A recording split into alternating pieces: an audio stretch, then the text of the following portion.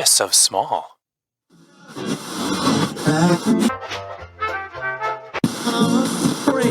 Where it just jettisoned. Hey there, this is the Small Stuff Podcast. My name is Kyle Roebuck. This is the intro. Let's start the show.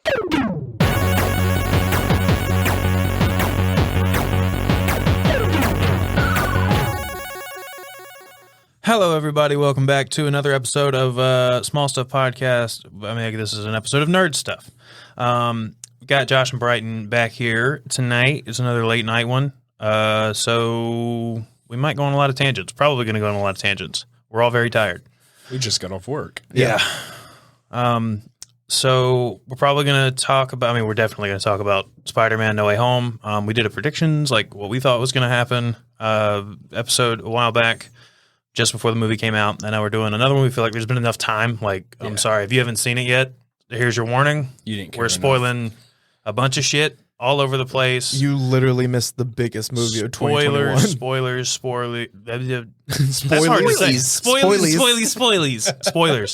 All right, you've been warned. Okay, so Aunt May dies.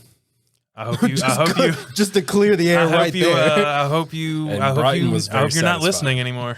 Yeah, Bryton was satisfied. I have never been so upset about being right before.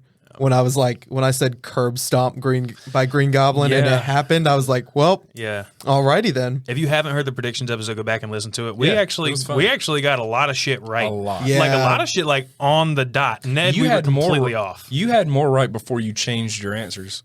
You changed answers to be wrong. You were right initially. Right. I said Aunt May was gonna die initially. And then you changed it. And then I changed it and said, no, Happy's gonna die because we need Chef 2. I was like, we need him off of these fucking I'm movies. surprised Happy didn't die, but I'm not surprised that they wrote him out anyway. So that fake out with Aunt May, it got me. Like it really got me. I was like, oh fuck, there's no way she's alive. Like he's gonna go over to her. She's gonna her guts are gonna be hanging out. No way she's alive. And then she got up, and I was like, she looks hurt.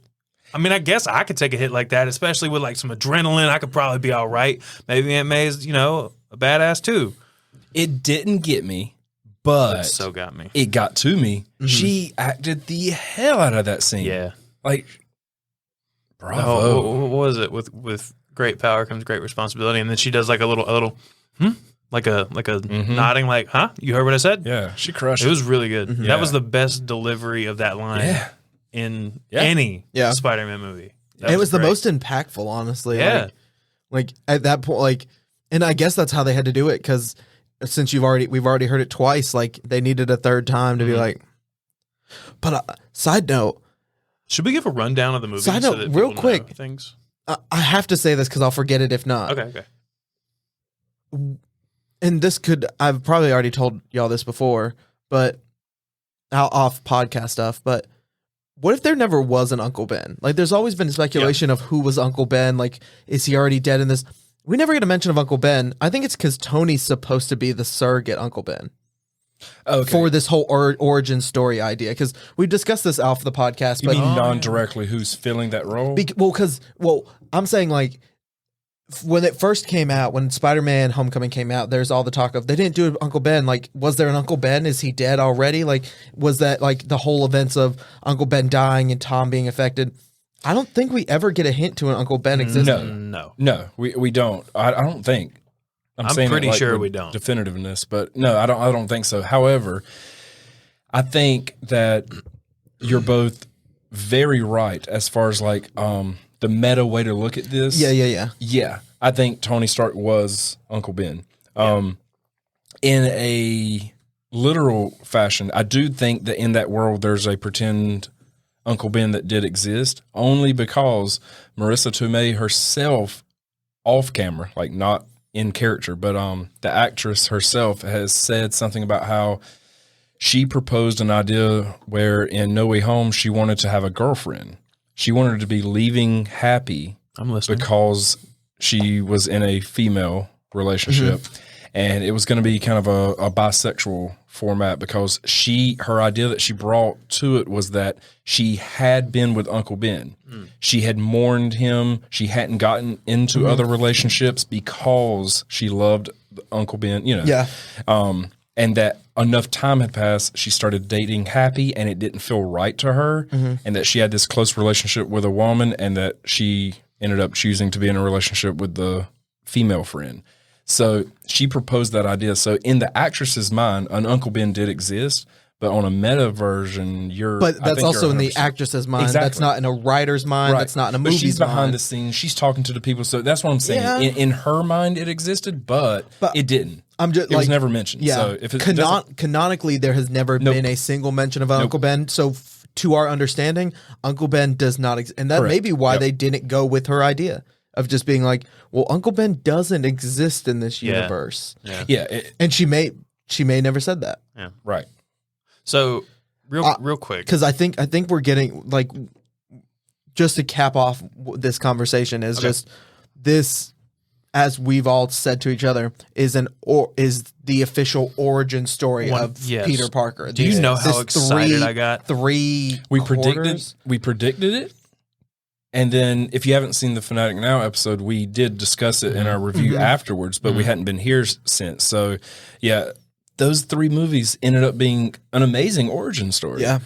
But wow. Like, when did it hit you? Like, when did it? See, for me, I didn't predict that. I didn't see that coming. But it was about when he opened the apartment door at the end. Like, it was then that I realized, like, I felt connected to the people who made this movie, because I was like, Yes. I feel like 13 people in here might be getting this right now. And I was like, oh my fucking God, you geniuses. This is amazing. This is a masterpiece. Him It's the going best into the fucking apartment- trilogy ever for him Spider-Man. going into the apartment is the moment that it's a slap in the face if you're a comic fan of Spider-Man, where you're like, holy shit, this is the origin story. This is the origin story we That's haven't when gotten. it's a clear case that this was the origin story. And the reason we predicted it, or I don't know, were you on that same train of thought? I can't even remember, because we've discussed this, but it was months ago. I don't remember talking about it here. Okay. Predicting that. I didn't, before this movie, I never went around saying, oh, guys, this is the origin story, blah, blah, blah. I didn't think we were getting one.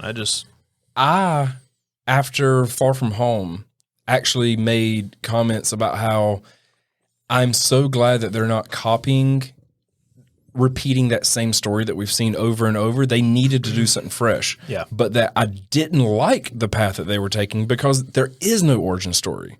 The character arc needs to still happen. And it wasn't happening very well in the first 2 movies. I thought they were good movies, but I thought they lacked being great because he didn't have that story arc of feeling like an origin story.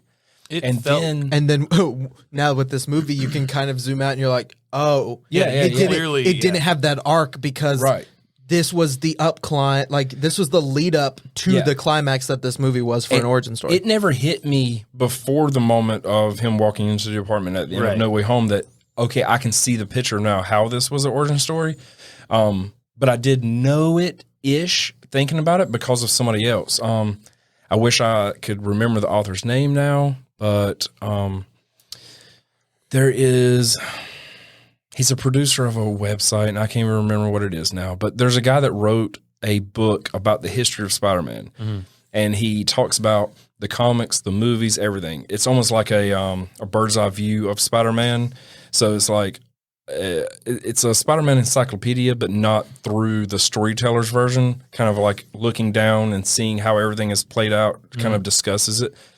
He brought up in his book that what we're seeing is a trilogy that will be an origin story.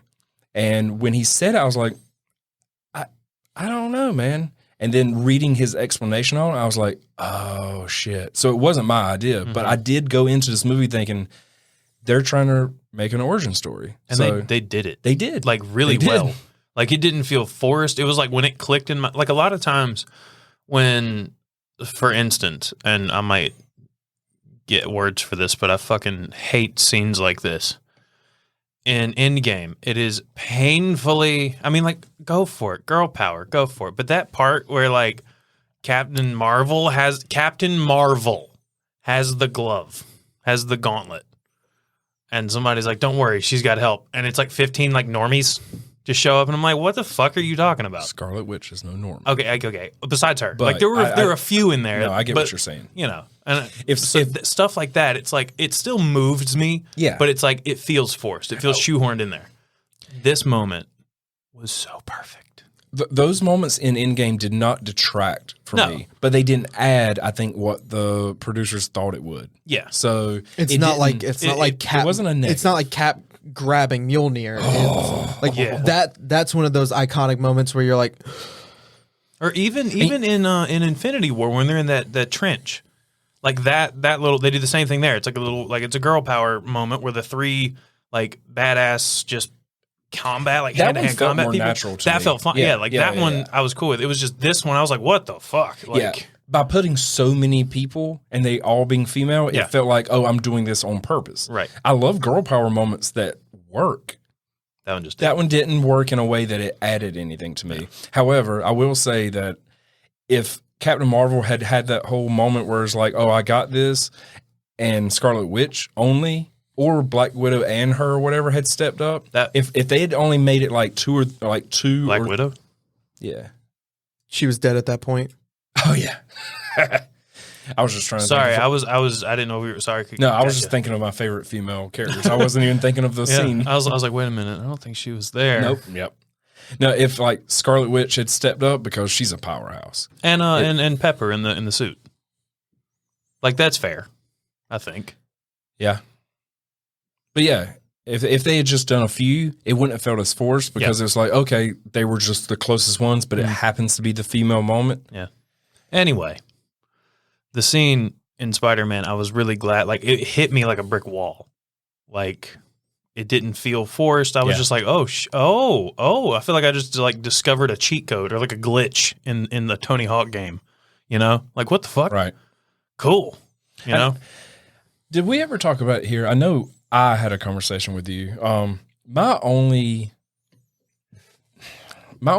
drawbacks to the previous two Spider-Man movies was the fact that I felt like his pacing and editing is a little weird, but okay, it's fine. But that he never had that moment where he's on his own. He always had somebody to lean on, and they did such a good job of giving him new people to lean on that leads to a moment where you're like, oh man, he is on his own. And Spider-Man, the character, needs that so bad. I can't wait to see that. You did mention it last, like I think you mentioned that almost word for word last time we were on. Yeah. I talk about this shit so much, I forget when and where.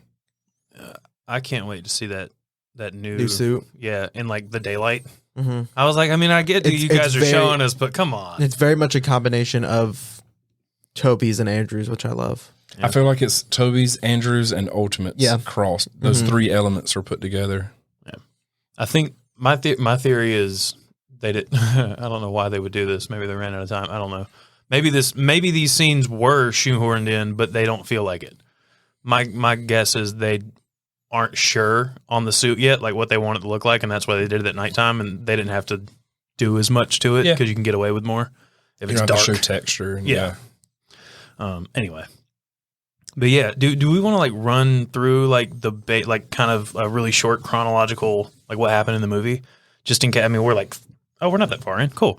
But so if you're still here and you're lost, if you haven't seen it, and you don't give a shit about spoilers, or if you're kind of confused about what we're talking about, if you haven't seen it, then go see it. Go watch it and then come back to me. Well, if you've watched all the trailers, that's the first 30 minutes of the movie. Yeah, practically. Which was you basically know the first act. You know how great that was. Like I realized at a certain point, I was like, I don't know what's coming next, and we're only like 30 minutes in. Sick. Side note: did you notice any digitally changed from the trailers to the? Because one thing I did notice is when we were talking about how badly edited him being like, they're coming through and I can't stop them. That did happen. That ended up being exactly like exactly that. Where it was exactly like it. So we were wrong on that front. Yeah. I was trying to think. The biggest change I saw was Wong. Wong did not tell him. Right. Yeah. He's like, do not do that spell. All of It's too dangerous Strange's, a lot of Strange's dialogue was changed. Like when he was talking to Peter the entire time, when he's talking to MJ and Ned and Peter. Did you notice they cleaned up the Scooby Doo because he's like this crap. Scooby-Doo this shit. He says Scooby Doo this shit. Like When I heard shit, I was like, they wanted to make sure the trailer wouldn't get any type of like pushback and be held back from being played. Hearing him say shit was really weird. Really? How many other Marvel characters have said shit? Tony Stark when he figured out time travel. Yep. Good job. I'm sure it happens in Guardians at least twice. Oh yeah. Guardians would. What? Captain America curses because I think he said shit one time, or maybe it was damn. There's a lot of cursing. What was the language one? Language. What was that? That was in Age of Ultron. Yeah, at the beginning. Yeah. What? I think he said shit. Cap curses and somebody curse because in Age of Ultron. It happens twice in Age of Ultron because it's when he says language and then he curses later and he says like shit and somebody says Cap language. And so I know. Your mother with that map? Yeah. We're just going to ignore the fact that Cap just said language? Cursing happens a lot, but they're those small, like you're sitting here trying to be like, damn, when did they curse? Well, that's what I'm saying. I think it usually stands out when they use something other than damn or ass. It's the hard ones that, for some reason weren't allowed on TV forever. It's a hard one. It was, man. You didn't hear shit on bitch, 2.5 Men. Bastard, and fuck are all the ones that like you really get in trouble for. There's a subsection that bastard, yeah. Goddamn isn't considered one of the severe ones, but they always bleep God most of the time because the combination is what offends. Yeah. It's like, wow, I wonder what you said.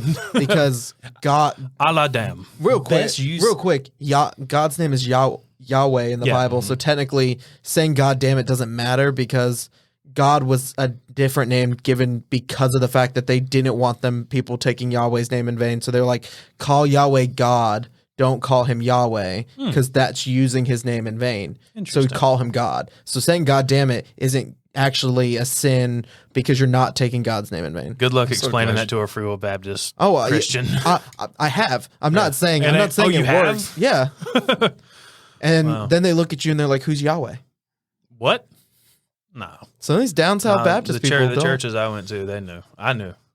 Anyway, when he's talking about Free Will Baptist, by the way, he's not talking about you, Mom. In case anybody's curious, yeah. I mean, I got no. I wasn't saying anything bad. I was Free Will Baptist. Yeah, so was I. But no, what I was going to say is, if anybody's curious, Bryton knows what the fuck he's talking about. He studied this shit in college, so what he's saying is probably, I'm going to say 99% sure it's correct. The best editing of a cuss word ever in cinematic history is Samuel L. Jackson saying, "Oh fuck," and turning into dust. Because they used the dust to edit him so that he could still say "oh fuck," but not really. That's clever. Does he say "oh fuck" or does he say "motherfucker"? No, I think he says "motherfucker." No, he says "oh," like because it's like he realizes what's happening. Yeah, I was about to say, in my mind it's "oh fuck," because he's literally reaching for Captain Marvel's thing, and he literally is like whatever. He starts to see it happening. He's like, "Oh," and he like reaches for it, and he's like, "Oh." This isn't a mountain I'm gonna die on. Yeah, this is. I just want to see now. I'm curious. I don't think it's motherfucker because motherfucker is like way too like. Oh fuck and motherfucker are two like motherfucker's like that extra step. I mean, it would make sense to say motherfucker because that's his classic line. Yeah, but in my head, I don't know. I'm hearing him saying mother. Just do a quick cut right here. We're talking. All right. So you can only use. We started talking. I don't know if this is going to make it or not, but you can only have one fuck in a PG-13 movie, which makes absolutely no sense. By the way, in case anybody's curious, it was a combination. He says. When Nick Fury starts to dust, he goes, "Oh no, mother," and then he's gone. So we were both like, we combined our shit. Yeah. Anyway, so best performance of this movie, Andrew Garfield.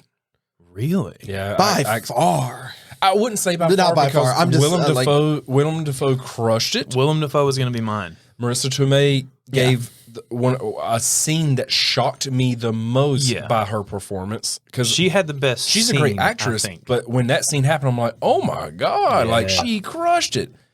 I think the main reason I'm pushing by far is as far as like the actors on that stage, pretty much on that screen.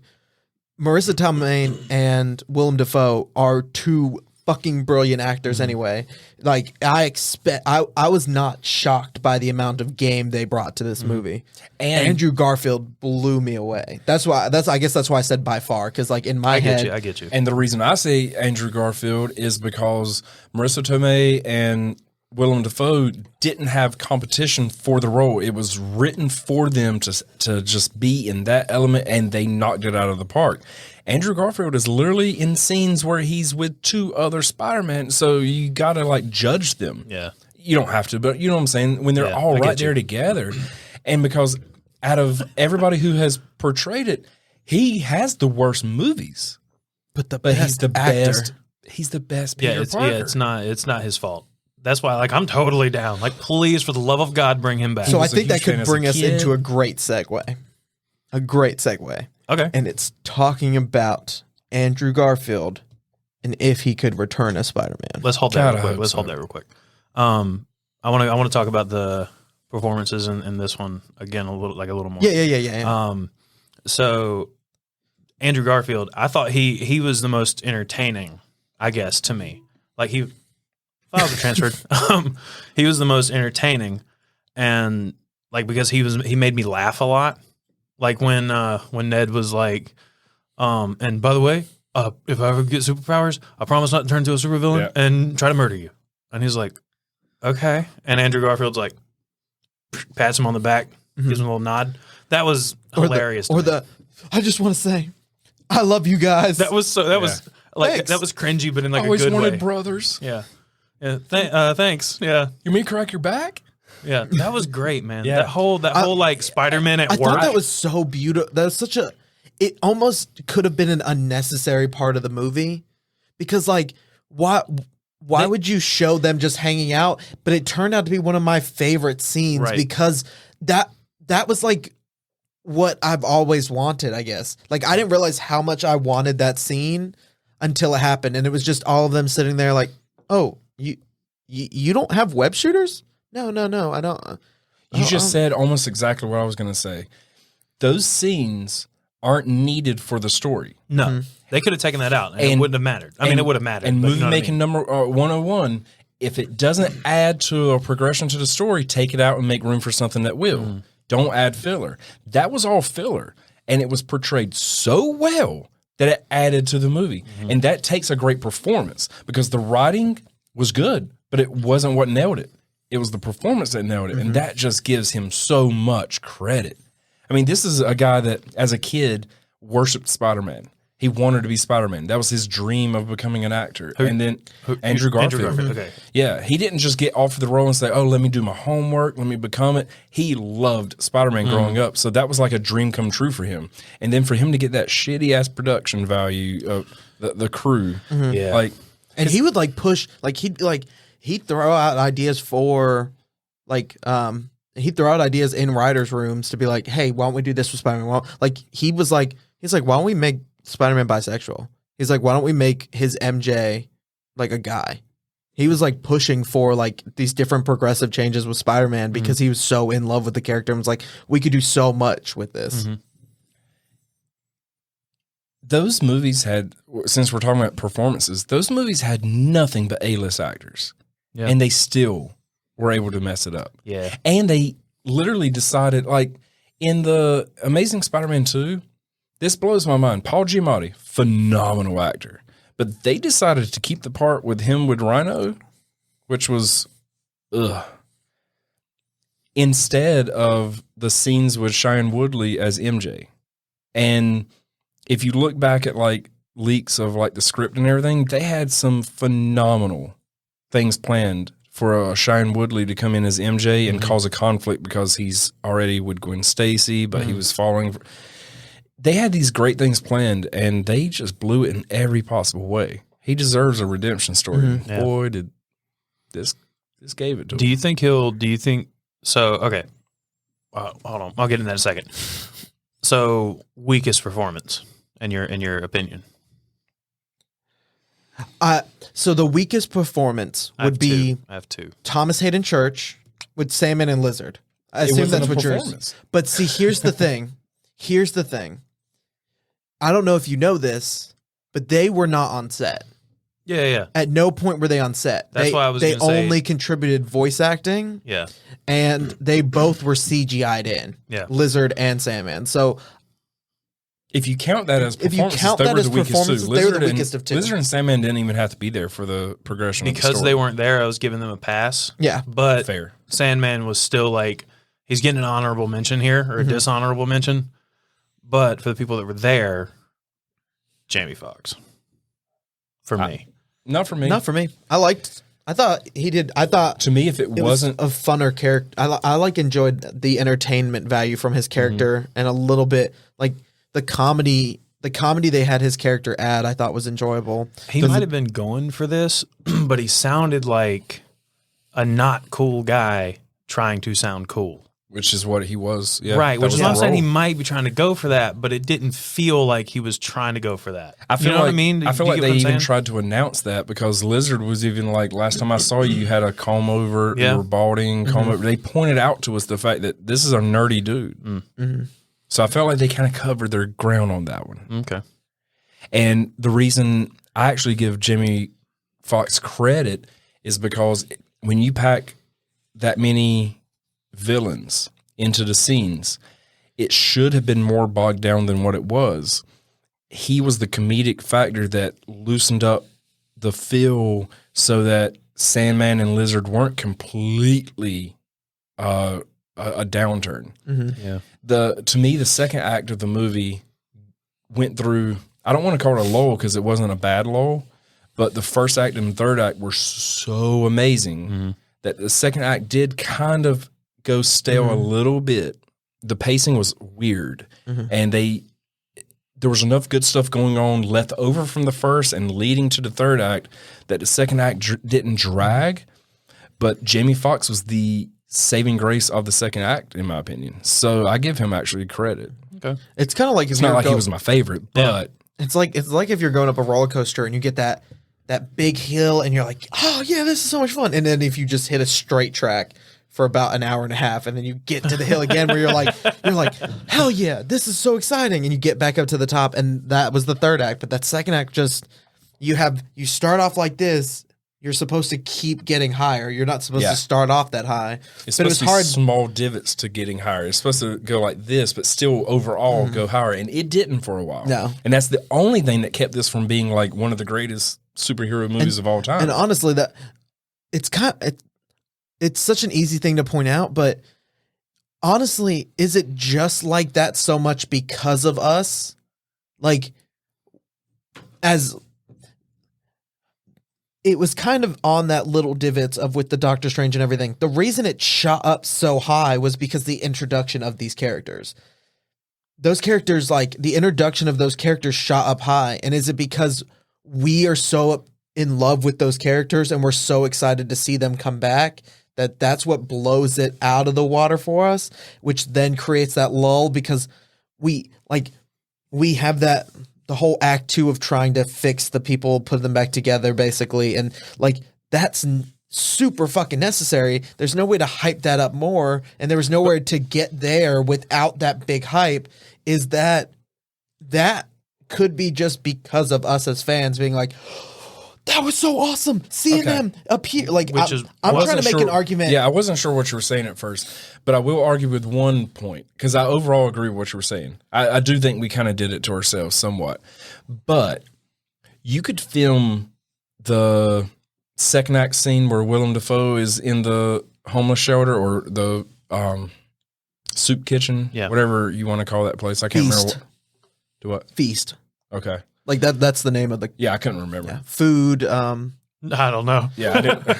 I have no idea. Good job. I didn't remember. Food. Well, each one has an acronym where it's like food, something, something, something, shelter. Yeah. Like they're each like something else. I feel like the director made a choice where we've been on these highs and he wanted to almost give us this like grounded approach where Tom Holland's Peter Parker runs through because he's like, Aunt May's in trouble.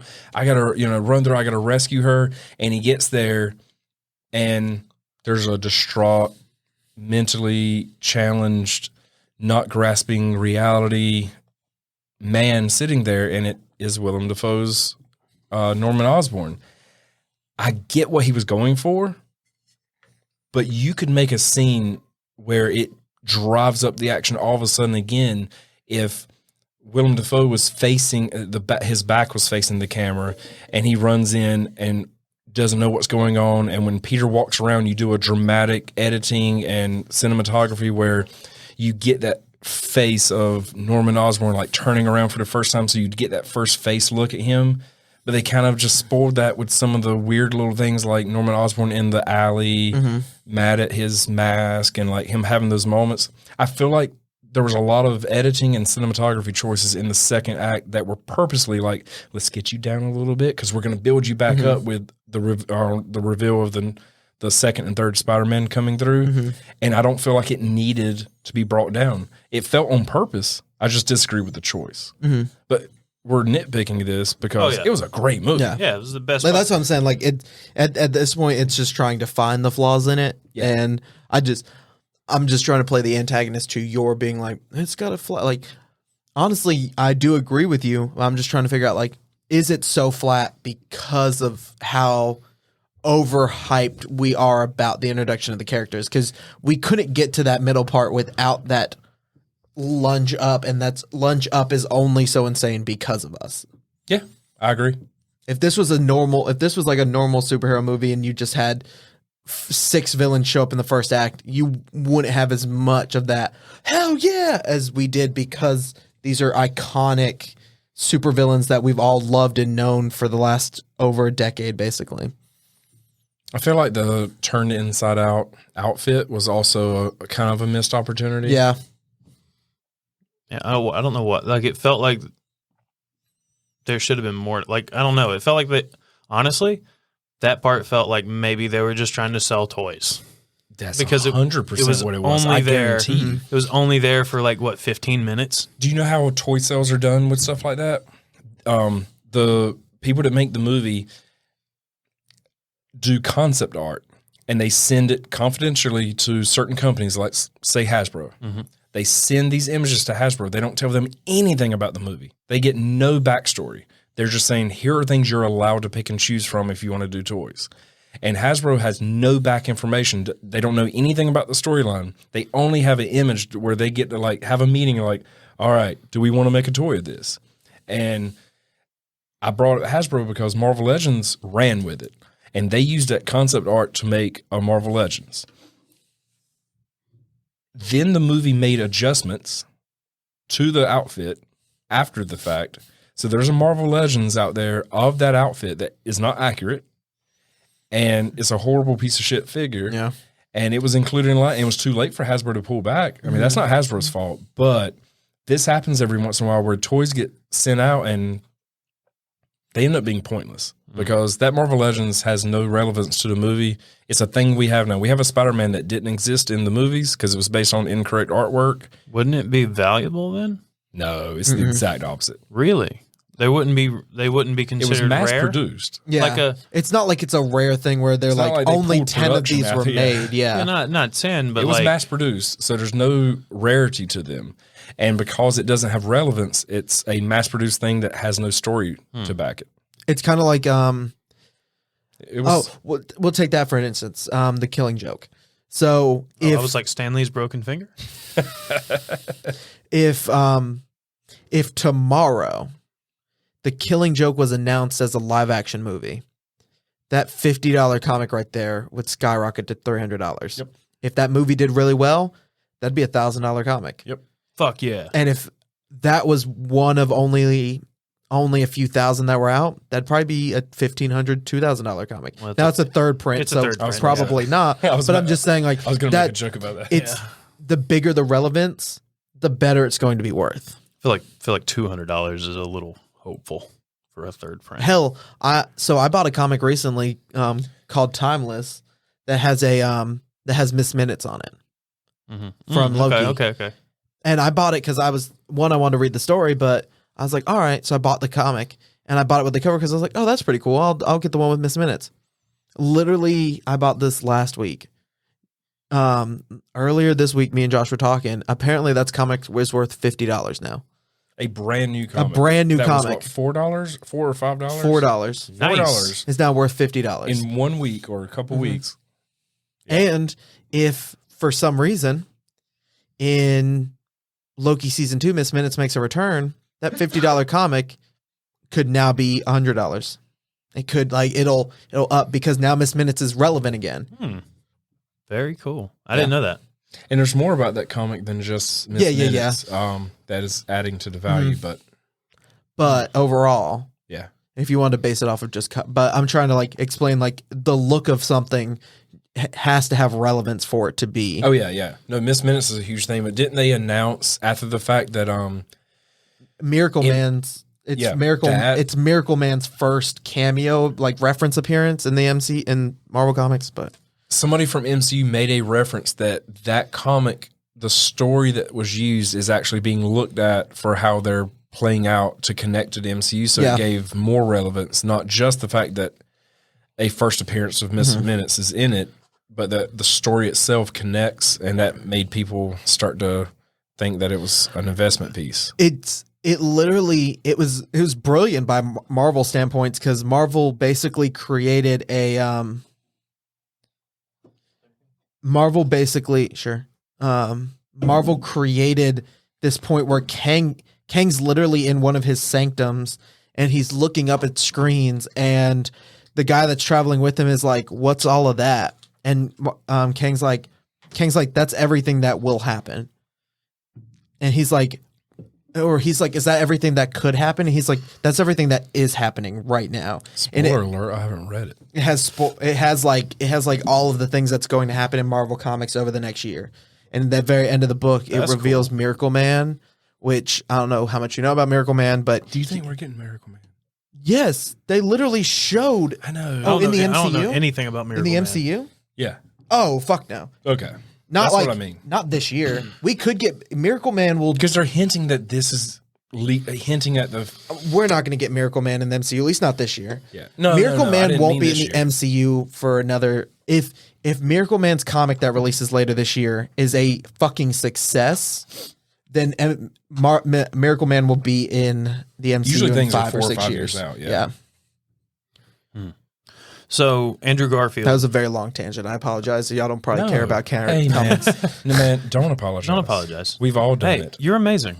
You're amazing. It's possible that I've even went on a tangent before. So who knows? Yeah. So do we think? First of all, Morbius got pushed back. What was it? 3 months. Yep. So Sony immediately, Sony. I think you guys texted me. Sony gonna Sony. And as soon I posted as, on Fanatic Now. And then you text us. Okay. I couldn't remember responded. I couldn't remember where the information originated, but I saw it, and my immediate thought was, okay, they're taking this feedback where people are pushing for Andrew Garfield. They know now Andrew Garfield's he's a moneymaker. He's back as Spider-Man. If he's not, people are gonna fucking mutiny. Yeah. So my immediate thought was, oh, they're reshooting shit. They're 1000% reshooting things. And Sony's trying to say that it's because for pandemic reasons, because the outbreak has gotten worse. Maybe. But honestly, it's probably a pushback because of the fact that things are getting worse. People aren't going out as much. We as people who work in the service industry know that being an entertainment venue is a little bit more rough when people are kind of hiding away. And with everybody hiding away, they're probably we're not going to make as much money if people are staying in their houses. So let's kill some time until it's warmer again and people are like, oh, I can go outside again. Sony has to play it safe. They can't say, thanks for that $1 billion drop on No Way Home. Now go be safe for a little bit. Don't go out there and die. We need your money later. So, be safe. Have we gotten a final trailer for Morbius? No. Okay. Yeah. So here's my theory is, again, they're reshooting. They're shooting either in credit scenes that they're going to choose from where Andrew Garfield shows up, or maybe they put him in it. I don't know. That's enough time to shoot. That's enough time to shoot the final, another 20 minutes at the end. It's easily enough time for a post-credit scene. I have a theory. That's pushing if they put him in the movie, in the interior of the movie. I don't think he's... So yeah, if he's swinging around and shit, that's a lot harder. Yeah, yeah. So envision with me I wasn't thinking about the VFX artist. the Morbius trailer, the one we have. There's a poster on a wall. Of Tobey Maguire's Spider-Man. No.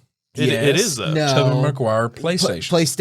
The PlayStation version of a not the movie Tobey Maguire, but it is Tobey Maguire's Spider-Man. It's suit. based It's off of. suit. It's not. It's a different. It's a different suit based off of a PlayStation game made based off of the original Spider-Man movie. Sony almost always creates a different Spider-Man outfit to promote their games. About it? The white spider that runs across. No, that's. I thought this one was just a regular Tobey. It's not Sony's 2018, Spider-Man. No, it's but the 2000. White? It's the it's black. It looks it's almost the 2000. exactly like. It's the 2003, 2002 PlayStation Spider-Man version. So it's based off of the movie that came out, but it is not the same suit. Can you show me the difference? The second movie. So it's the Spider-Man 2004 PlayStation 2 game that it's based off of. This isn't even entirely my opinion. This is what I've seen from several other people. So like, it's just Sony putting Sony in Sony. So, but there's a good theory I have about that one, and it's the fact that that's a that's a digitally changed image. I don't think when we watch Morbius that's going to be the same thing. If you look, I think it's going to be Andrew Garfield Spider-Man. If you look closely at the artwork, you can see he's doing this. It is a diddle. It is a diddle. Yeah, it's if you're watching it, go to YouTube. You can see what I'm doing. Diddle, diddle, Yeah. Diddle, diddle, diddle. It's a diddle. Diddle It's a the diddle fiddle. Spider-Man. He's not quite. He's not quite all the way there. He's not. Yeah, But I personally think, because Andrew Garfield even says, eventually I stopped pulling my punches. Yeah. Now we know Morbius takes place in the Venomverse. We know that. I think that all of this is the Amazing Spider-Man verse. I think when that ended, I don't think Tobey Maguire wants to come back. But you know who wants to come back? Andrew Garfield. Yeah. Goddamn. I think, Garfield. and I brought up this point. Who would publicize? Who would go national about a Spider-Man who beats the shit out of people and kills people? Pretty much, no one. No one want. Think of Batman. Batman's not really known much outside of Gotham City. One, because he doesn't want to be known, and two, because no one promotes a vigilante who beats the ever-loving shit out of people. A friendly neighborhood Spider-Man who does his best to save people and is the kindest person ever. That's gonna make state news. Yeah. I think that's why Tom Hardy doesn't know about Spider-Man, and that's why Venom doesn't know about Spider-Man. Hasn't would work Spider-Man been because- referenced in the Venomverse before? I think so. I think it was in Venom first, 1. I think in the first Venom he says movie. that there's something weird going on in New York. And that's the only reference we get it. I thought it was something more on the nose. It's like there's something. God damn it! Should we make another hard cut just so we get? No, I can't remember anything. But there is a reference in to the it. I second know. one they referenced San Francisco for the whole. But I don't. In the first one, they say there's some kid doing something in New York. I can't remember the exact phrasing. I mean, in Morbius, by the way. In in Morbius, they made a reference to. Another thing in Morbius, since we're on Morbius, is Michael Keaton's. I can't remember the character's name because he might not be Vulture in this. Is what I'm getting at. Is what I'm getting at. Yeah, Because it's weird. Why is he there? I don't like that. Wait, what? What's his name? I can't remember. Like his actual name. The Vulture's Shit. name. What's his name? Michael Keaton's character. That's a Do I great need- question. I am. I'll look it up. You I'll got look your phone. While you're I'm trying to look up. I know his name. Yeah, I I mean, don't know why that's I not just coming read to it me, the other but- day. What is it? Sorry for the dead air, everybody. Fuck. I'm trying to find. I probably should put Venom 2018 Spider-Man reference just because, like, Adrian Toomes. Yep. Yeah. Tombs. So yeah, I'm wondering if that's the same Adrian Toomes, or if it's Adrian Toomes at all. I mean, it probably is. I do. I think it is. I'm curious as to how they're going to fit that in there. I'll point this out real quick. There's one across multiple multiverses, so therefore there can be a Vulture in this one as there is in. That's what I'm MCU. saying. Is it the same? Is it the same one, or are they going multiverse? I'll say this much. Michael Keaton was on Jimmy Kimmel last month, and he said, "Yeah, I'm filming some Vulture scenes tomorrow." And Jimmy Kimmel was like, "Really?" He's like, "Yeah, I'm filming some Vulture scenes, going in, blah blah blah." He was literally talking about it, and he was talking about Morbius filming, Right. and said, "I'm filming some Vulture scenes." Okay. So I guess that's it. Andrew Garfield also said, "I'm not the werewolf, that I'm not in the movie." So, people lie. They're in their contract forced to lie. So, Yeah. He lied so well. yeah. He lied. Like, I believed him. You know who lied really well? Tobey Maguire not showing the fuck up and answering a goddamn question. Anything. Tobey Maguire's like, "You ain't asking me shit." Have you seen Tobey Maguire interacting with paparazzi? I wouldn't want to ask that motherfucker anything either. Like, he's like nice for 30 seconds, and he's like, "Get the fuck out of my way." I just like kudos. Get the fuck out of the way. Kudos to Andrew Garfield, who literally denied it. He did great. Every press opportunity It's photoshopped. possible. I have no idea. Yeah, 'cause, I mean, he had a bunch of other shit It's that the like exact scene. yeah, he had a bunch of other shit going on at the time though, right? He had other movies and shit, right? Yeah. And he was promoting those, and people were like, "Hey, are you in this?" And he was like, "Dude, look at all the other shit I've got." No, like I can't. I would love to, and it would be great. Like, it'd be a great surprise if it was. Like, he's like Things selling went this shit. so Even to the bad. end, he even seemed exhausted about being asked the question. Where he's like, I don't fucking know. Just watch the fucking movie and you'll find out. Like, things have went so bad for Andrew Garfield since that movie in terms of career moves, because he's such a good actor. So good. There was no reason for him to have a downturn in his career except Spider-Man. Spider-Man has that type of influence where you're either promoted or you're not. People will, What do you mean that he's had a down to, like, he's done some phenomenal films since Spider-Man. Yes, he has. And yet he has never been in one of those $100 million roles where it's like you're an A-lister, you're on every press tour, you're blah, blah, blah. Like, he's done really good work because he's a phenomenal actor. Yeah. But it's always been for an indie film or a side role. He's had none of those big blockbuster moments since Spider-Man. Yeah. I'm not putting down his career. He's done phenomenal work. But you're right. He doesn't do a lot of blockbuster things. And he could like have. Hacksaw Ridge was. I wouldn't call that a blockbuster, but it was fucking amazing. And it wasn't his movie. Like, he didn't like, you know what I'm saying? Like, it was kind of like it felt like a co-op type of thing where you're talking about multiple actors. You're not talking about it being an Andrew Garfield movie. Because Vince Vaughn was really good in that too. Yeah. Like, everybody in that was like. Everybody, yeah. But I think it's Andrew also, Garfield sold like that guy. Oh, yeah, no. He did phenomenal. You ever seen Desmond Dawes, like, do an interview or anything when he was still alive? He died in, like, 2008, I think. I don't think I have. If Andrew Garfield's character turned into an 80-year-old man, that's him. Like, he embodied him. It was good. Very, very good.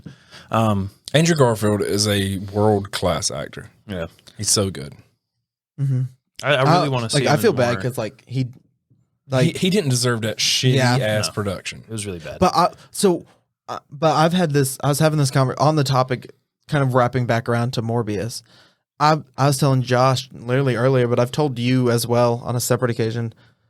I think Andrew Garfield could work really well as a darker, grittier Spider-Man who doesn't pull his punches, who may try to get better, who ends up having a relationship with Black Cat, some like some really like fucked up shit, because we'll have Tom Holland, who everyone will be like, that's Peter Parker, that's the perfection of Spider-Man sitting up there on that pedestal, and they can run, and Sony can run with Spider-Man, Andrew Garfield Spider-Man, and make it that darker, grittier, like kind I don't know if they're going to do that. It's very indirect and unpurposeful, but Andrew Garfield is the perfect setup for them to go and do a side project Spider-Man deal, because everything went so badly in his movies, but with Gwen Stacy dying,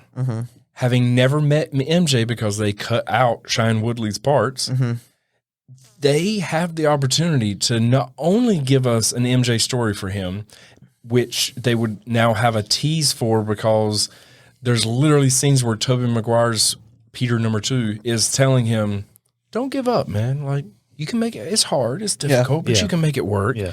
So you have the setup so that he can find his MJ, and you have the whole setup where he's an older, has went through darkness. He doesn't feel like a teenager. He's 38 years old, but he's playing probably a 28 to 30ish year old Spider-Man at this point. Yeah.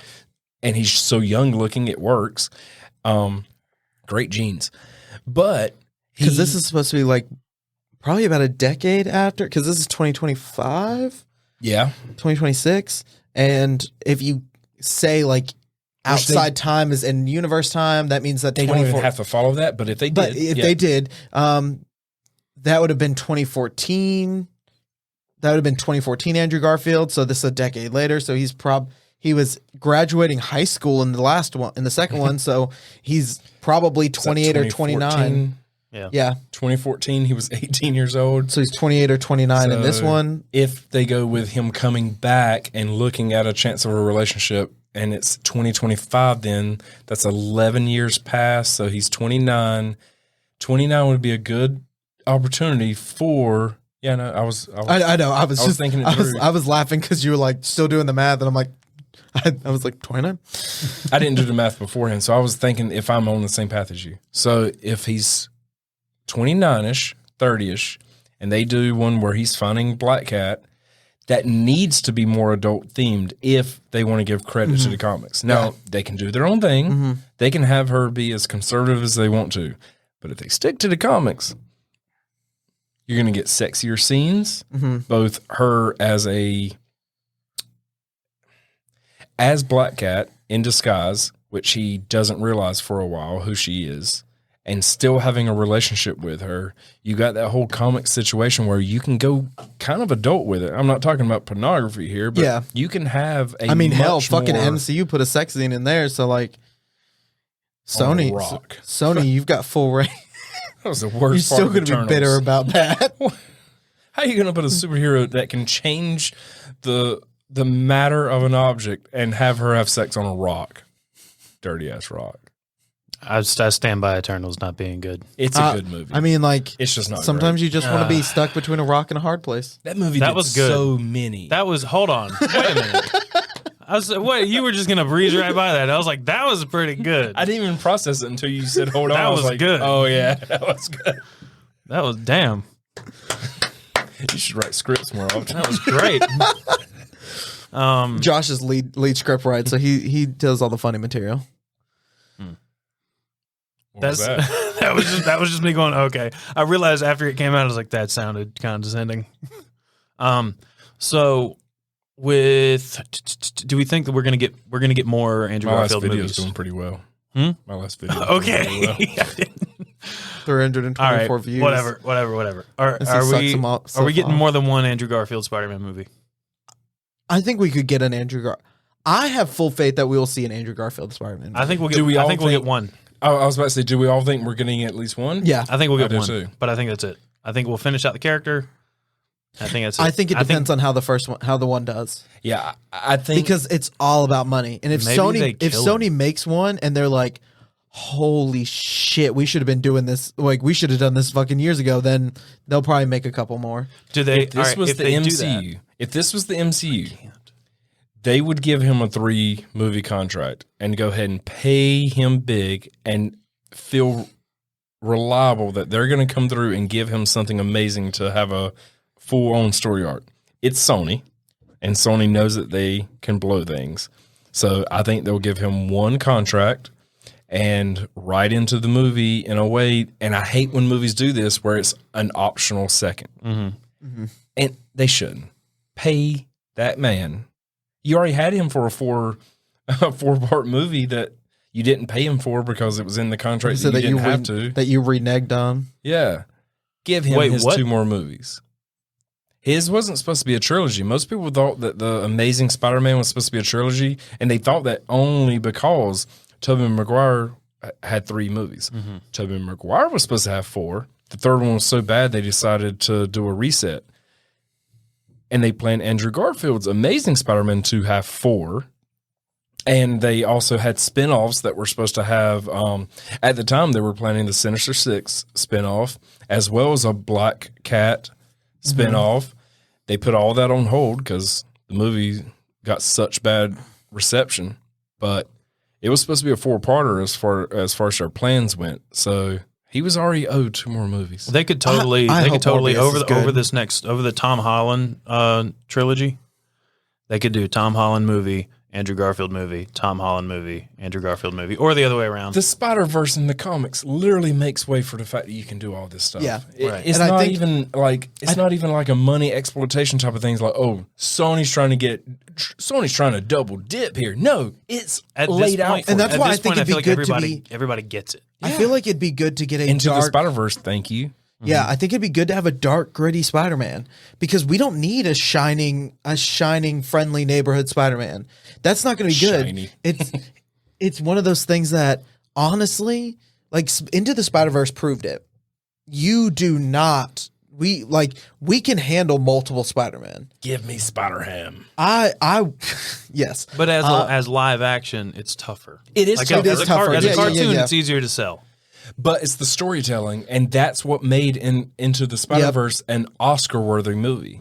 Like, Into the Spider-Verse could have been fucked up badly, Oh yeah, and it was not. and would it have been more difficult live action? Absolutely. But what they did still could have gotten fucked up so easily in animation, and they nailed it. Yeah. That movie is mean, the only Spider-Man that- movie that possibly is better than No Way Home. The animation, Spider-Man 2.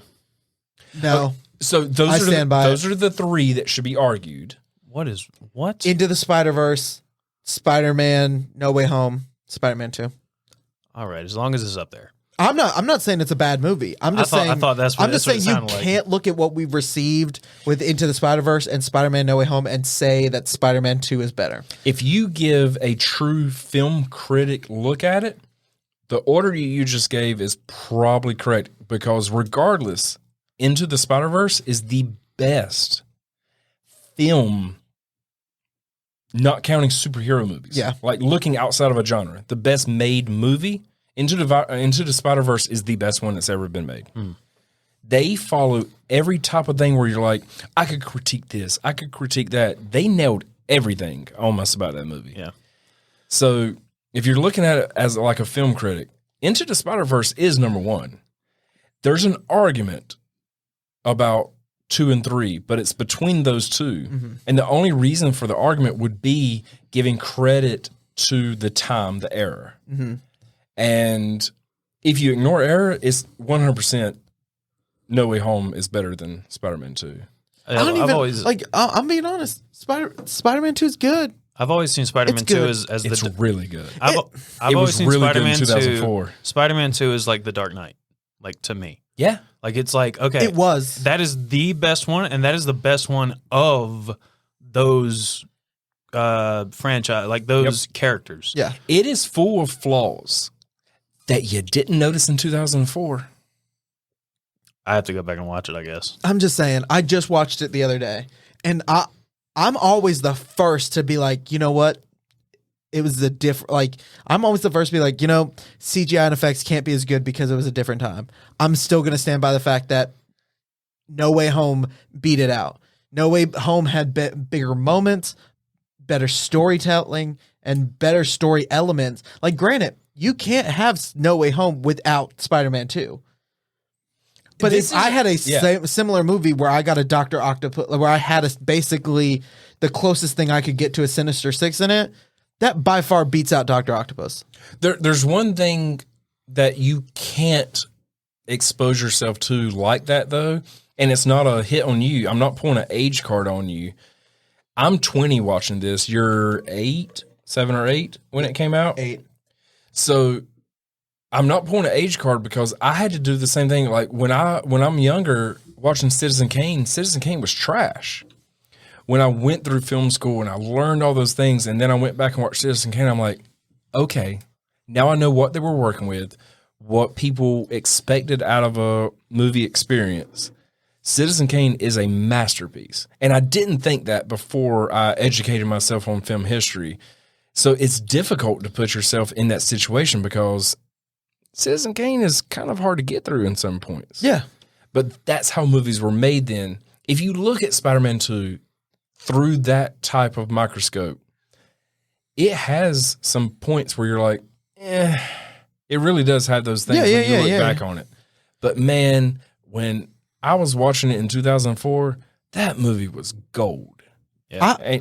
I fully agree. When I even saying like I was 8 then, I still, if anything, it had a bigger effect on me because I was literally reading those comics. Like I was reading comics from the 60s and 70s, watching this movie, and my little eyes were like, no doubt, an 8-year-old can get that nostalgia. I just meant like, I'm just saying the credit to like film editing and like how does the pacing work and all that. As a kid, you ignore those. I watched it a month ago and thought about it, and I still just as a whole don't think it. I don't think it beat. Like I still think it's on the comic scale. Where would you put it? On the Spider-Man 2? Yeah, on our Fanatic Now comic scale. With everything like kind of in order and in like 8.5.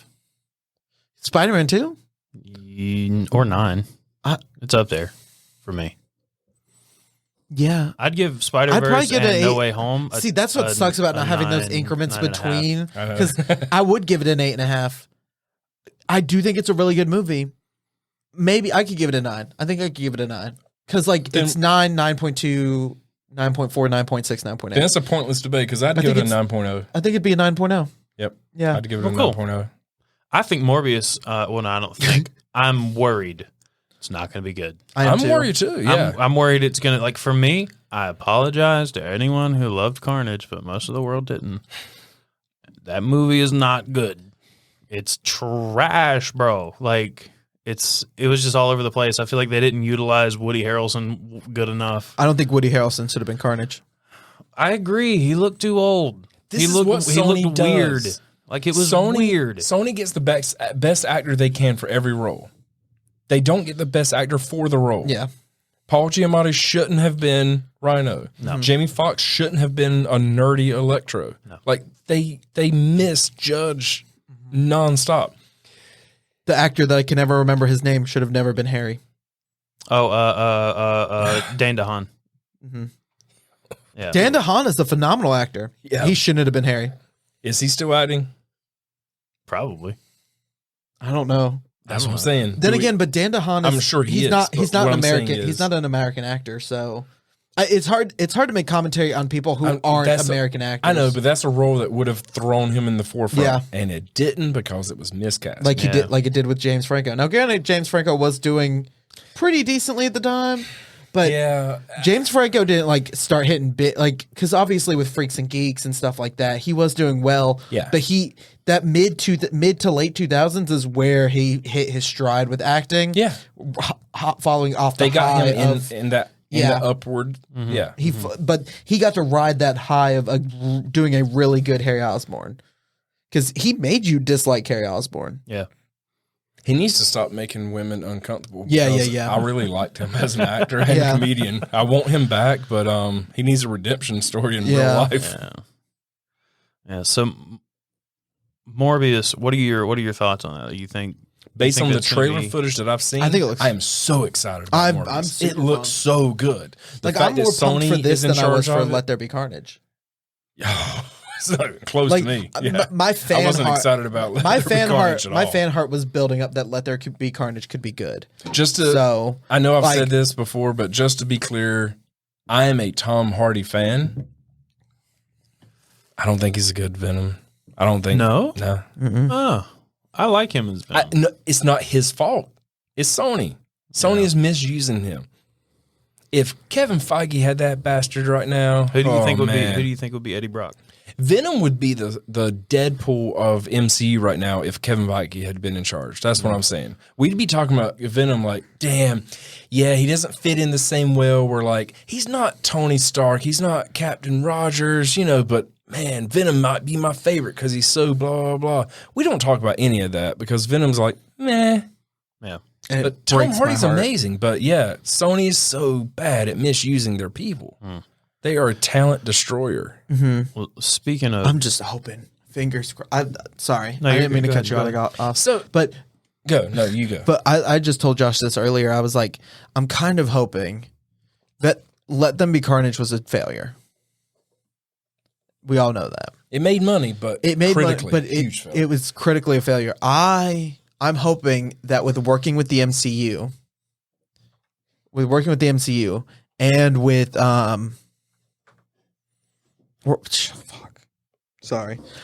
MCU and seeing how this movie failed, I'm hoping that they're able to be like, you know what, we need to start getting our shit together. Because at what point do you think, man, we're really fucking horrible at superhero movies after the failure of Spider-Man, Amazing Spider-Man 1, That's the Amazing problem. Spider-Man 2, Amy Pascal Venom, doesn't let think there that. become I don't think she thinks Amy that. Pascal is literally ruining the entire Spider-Verse, and it upsets me so much. And then she gets pissed off at Kevin Feige, even though Kevin Feige is one of the greatest human beings as far as superhero creation. And it's because she's so bad at it. He is and to I movies love what Stan Lee was to comics. Yeah. And I'm all about some women empowerment, and I will stand for the fact of a strong female in a strong power in a powerful position. But She was like Jesus Sideshow fucking Bob. but Jesus Christ. Yeah. She needs to get her shit together. Yeah. Hire good directors, be a good producer, make good movies. Like I'm not even asking for like 100% fresh like this fucking Spider-Man No Way Home. I'm asking for like a 60 at most, maybe a 70. Like I just want a passing grade, man. I'll give her this much credit. D's get degrees, bro. Something. Yeah. I'll give her this much credit. She went from throwing a sandwich at Kevin Feige's head during a meeting because he came there and dropped a truth bomb on her and said, "You're not doing a good job. You're running it to the ground. We'll give you some money. Just let us take over, and I will make you rich off from what we do with these properties. I know you're not going to sell it to us. Let us do our thing." And she threw a sandwich at his head. Let's all That's make how money. she handled that meeting. Sounds like a child. She just a month and a half ago had a sit-down interview where they're side by side, and of course she could be acting. No She could- no she could sandwiches in secretly- sight. No sandwiches. No in sight. sandwiches on set. Nope. She sat there though and talked about how, because she didn't bring up any of this stuff that was exposed in the book about how she threw a sandwich at his head. But they sat there and they had a very cordial interview where she legitimately said, "We're not done working with Marvel because it's a very good relationship." She basically insinuated with some of the stuff to like shrink down what she said over the course of many minutes. She to just shrink it down. She said that they have a great working relationship. She actually enjoys working with Kevin now, and that they have full trust in each other where they're going to do what's right for the overall thing and to keep this property going. And I do believe her. And that's what I wanted to say as far as giving her credit. Historically, I don't give her much credit at all because she fucking sucked. Yeah. I will say there's the backup theory about Morbius. What's that? There's a backup theory that I have that Morbius could take place in the MCU. And that the whole Venom being transferred over thing, and he leaves a glob of him back and he disappears, that's the end of the Sonyverse. That was the ribbon. That was the tying the ribbon, the putting on the bow, saying the Sonyverse is over. We're giving everything to Marvel to let them run with it. Dude, So I either just got Morbius- chills. either It would be the Morbius- best choice for them. Either Morbius is a Sorry. cap to the Sonyverse. Sorry, No. or because it could be where Morbius is like, we already made this movie, we just got to be done with it. So they're releasing Morbius as a cap to it, or Morbius will be moved, which could follow along with reshoots, where they're moving Morbius into the MCU, and they're going to say, you know what, here, Morbius is yours. We don't know how he gets in there, because like, what's the worst case scenario? They remove the whole "I am Venom." That's literally a 10-second scene that they could replace, change, or remove, and no one would ever know the difference, and Morbius could be in the MCU. Yeah. I'm glad you brought that up because I am hoping that you're right and that the predictions that I made multiple times on the show, dating back, Jesus, like 9 months at this point, where I felt like the whole MCU versus Sony deal that almost fell apart in 2018. when was it? God, I don't even Which remember now. When Tom Holland was 2018. part of the MCU, and then it fell apart. Yeah, it was the same year Far From Home actually released, right? It was like right after.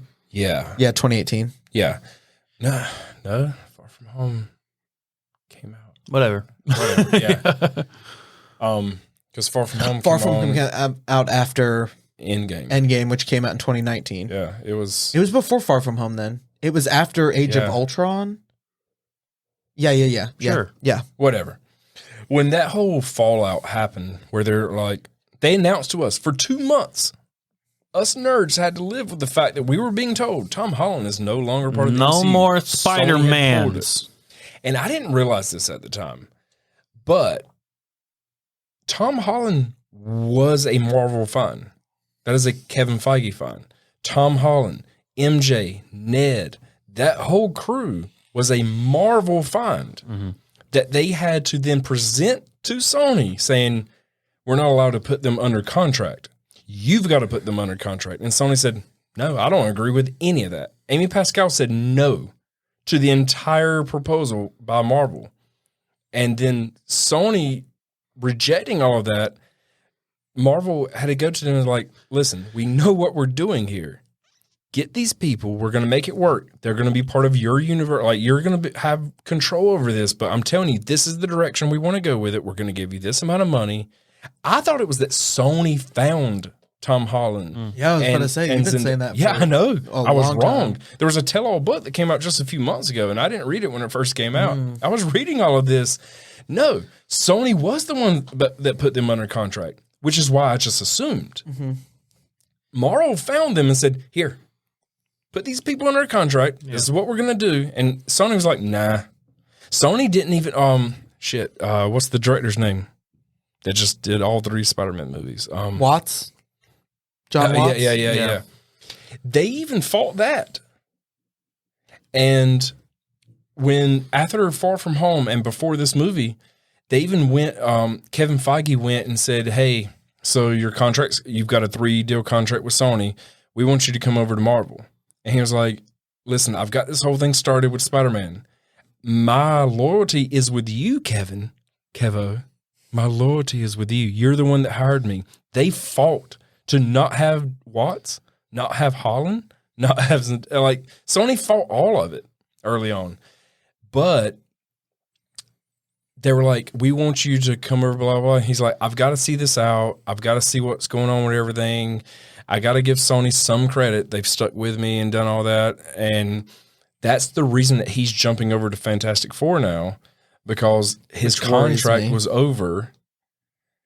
What worries you? John Watts being Fantastic Four. It worried me really bad before this movie. Yeah. This movie came out, I'm like, okay, you still had some pacing issues. You still had a few cinematography issues. But what you just did, if that sparks in his mind, like, I need to be in this mode for Fantastic Four, I'm real goddamn excited. But if you had told me, and well, I already knew it, if thinking of Watts being the Fantastic Four director based on the first 2 Spider-Man movies, I'm like, those are good movies, but I don't put them high on my pedestal. So I agree with you, but then No Way Home happened. I'm like, No Way Home offsets it, but it's still a little like, but whatever. Keep talking about what you were saying beforehand. No, it's just it just makes me wonder about the whole contractual thing, because what you just said is interesting. These people, we have now, I didn't know this the last time we were talking. Now that I'm reading this book, this tell-all, they're loyal to Marvel. So with my prediction that Marvel made a deal during that whole conflict to say, okay, I'll cut my losses. Tom Holland was yours. And he is technically by contract. Yeah, by contract. He is a Sony contract, but that he's only been a part of MCU productions. So it's just a weird situation. With me thinking that they made a deal to get Miles Morales, now I'm just wondering if what you just said is more correct. Maybe the whole problem was that they stepped in and they're like, we want all these back, blah, blah, blah, blah, because he wants control of them. Maybe Marvel won in a way. Maybe they're paying a shitload of money over. Do you think it works about my theory about it, where I said, think your theory could work based on the reason for my theory. Maybe my theory is wrong, But the basis of why I had that theory, what you say could work. Mm-hmm. So you mentioned Fantastic Four a while ago. Yeah. You also mentioned I'm Deadpool so a while back. excited. I want to talk about Fox properties, and I want to talk about Miles Morales also, but I want to do it. What? You hear my mouth smacking? No. What? Finish your conversation. I need to go to the restroom. Yeah, I was gonna say I want to talk about those, but I got to piss. Okay. So we're gonna Okay. do a little Hard cut. and we're back. What's up, everybody? So I was talking about wanting to go into the Fox properties and Miles Morales and stuff, but you had something more to say about Venom. You wanted to say? Yeah. All right. So I had one thing that we're teased about in the movie, since that's where we were on that. So I'm not a big fan of the end credit scene with Venom. Did y'all like it? I liked Tom Hardy. No, I love that was Tom it. Hardy as an actor. I didn't like the scene. I like seeing Tom Hardy But do I've all already of that. said, I've already said I'm not a huge fan of Tom Hardy The as flying Tin Man, like If- that shit was. If my theory is right, I can make peace with it. If it's not right, fuck that end credit scene. But I can think I've already stand said on my it if piece. it's that was the end of Sony's Venom as we know it. Oh. And that put the bow on it. yes, If that's the end, then it's beautiful. then it's beautifully I done. love it. Yeah. Yeah. I just don't have any confidence in that. Yeah. But I agree. If that happened, I'm with you 100%. Yeah. I don't know why they did But- a slow zoom into the black spot, like we didn't know it was symbiote. Like you didn't have to. You didn't have to do that. Can I tell you what it feels like? It feels like Marvel made a movie. And then Sony was Sony like, "Hey, made a yo, post-credit scene. let's do yeah." Because that's how they do things. Yeah. It felt That was cheesy, definitely it. forced. Yeah. I didn't buy the bartender at all. Just by the No. way, not at all. Like He made my family disappear for 5 years. Like I was like, that's a lot of exposition. Yeah. Like you don't have to. All right, honestly, man. it would have been funnier if Sorry. if he like disappears and the bartender's like not even gonna fucking pay, and he grabs like the drink, and as he grabs the drink, That would have been cool. something black stretches across his hand. You just literally named a better version of it. Yeah. Right. And So- then we could have a movie where that motherfucker's stumbling on the street and it's rejecting him and it could jump to somebody else. And then you have a story there. That's- and then that's it finds its way to Spider-Man. That's the opening You just credits. described what an arc is. That would, They missed it. They didn't give us an arc. that would be an amazing intro, by the way. I know. like Yeah. like a Yeah. Quentin Tarantino style intro where you're getting the credits every once in a while, and then it flashes back to the scene where he's going through this rejection process, but every once in a while it's a screen of like starring, you know. Well, credit to Bryton. He gave me the idea right then. Well, he gave you the jumping off point. That was your idea. Yeah. Hey, but you're amazing. thanks, man. Will you say it? I don't think he ever says it, does He doesn't. Which is kind of like I've like, seen no, it no, twice. no, and I appreciate I need that. to see it a third time. So goddamn bad. I've seen it 3 times. I almost went and saw it 4. I need to see it a third. I'll probably go and see it again Really bad. because it's not the same once it hits the like I the saw it TV here. It's like all right, Yeah. I saw it a second time, but the first like 30 minutes of it was ruined by Josh texting me and being like, "Hey, your coworker has COVID. You might need to go get tested." And I was like, I was sitting in the I was gonna theater. say, I did not spill a thing. I was sitting in the theater during my second watching, like, there's so many people here. Like, I became very aware of it, and I went and immediately got tested, and it was negative, and I was like, You might have COVID. Enjoy the movie. hey, remember you're gonna go see this movie with your coworker? I literally like, he's like, man, I probably need to tell probably need to tell Brock, and I was like, it's okay, sit next to me in the theater, I'll let him know. So we didn't have COVID, by the way. Yeah, Go yeah. to Stumpy's. All clear. Go to Stumpy's. Everybody on staff. just a little Negative scare, free. just a little scare. Yeah, we had a scare, but we all went and got tested. We took the precautions. So Very clean establishment, I'd like to say. Yeah. thank you. Yeah. You're welcome. We try to. Yeah. They don't like how much I make them clean at night. There's a bunch of but- fucking wood chips all over the place. I don't get what that's about, but anyway. So what were you saying? So I don't like the post credits. Yeah, it doesn't work. But it does achieve one thing. It makes me ponder over and over what's going on here. Because we have, outside of the movie scene itself, we have Kevin Feige pointing out that he is in love with Tom Hardy. as Venom. If Kevin Feige is in love with Tom Hardy as Venom, and that's how he put it. He didn't say, I'm in love with Venom. I want that in my toy bag. He said he wants Tom Hardy as Venom in his toy bag. What are you There's doing? a big difference. Oh, he said I'm in love with Tom Hardy, and I was like, I'm in love with the stripper. She rides. Okay, she all right. roll, she roll. Way to ruin my mom. I'm with sorry. Tom Hardy. All right, go ahead. If Kevin Feige is in love with Tom Hardy as Venom, not in love with Venom, Right. but in love with Tom Hardy as Venom, Yeah. I feel like there's nobody better at hiding shit than Kevin Feige. He is a master of hiding what's happening in his interviews. Even if it means he has to shoot multiple scenes for trailers. Yes. Just to switch the shit out later. he will. He's not even hiding shit. He's just like, hey, I'm going to lie to you. Just expect it. There are things that we see in the MCU that's accepted now. And we're just like, that's how things are. That wasn't even his plan, because when things leak early, he changes it. And that just makes me think, like, Man's a master of spin. he cares more about that experience than just his vision. He will change his vision in a heartbeat if it means getting a better experience for somebody on the first go. If he can get, and that's important for what I'm saying. If he can get fan service without destroying the story, he'll do it. Yep. If he can make a story out of it, if he can make a story that's just as compelling as the original. And just a quick, go ahead. I was just like, there's been so many moments that have so many people have leaked early that he just was like, fuck it, erase it from the movie. That's what I was going to say. Endgame. Listen, there's pacing problems in Endgame. There's no, there is. Yeah, no, yeah, I agree. I know. I totally agree. I totally agree as well. I don't like rewatching that. Like, I'll go back. I disagree. I disagree with that. So I literally went to Disney Plus, like went to Endgame and just went to the last like 45 minutes. Like, I was like, I just want to see this part, man. I disagree. I remember To the rest me- of it.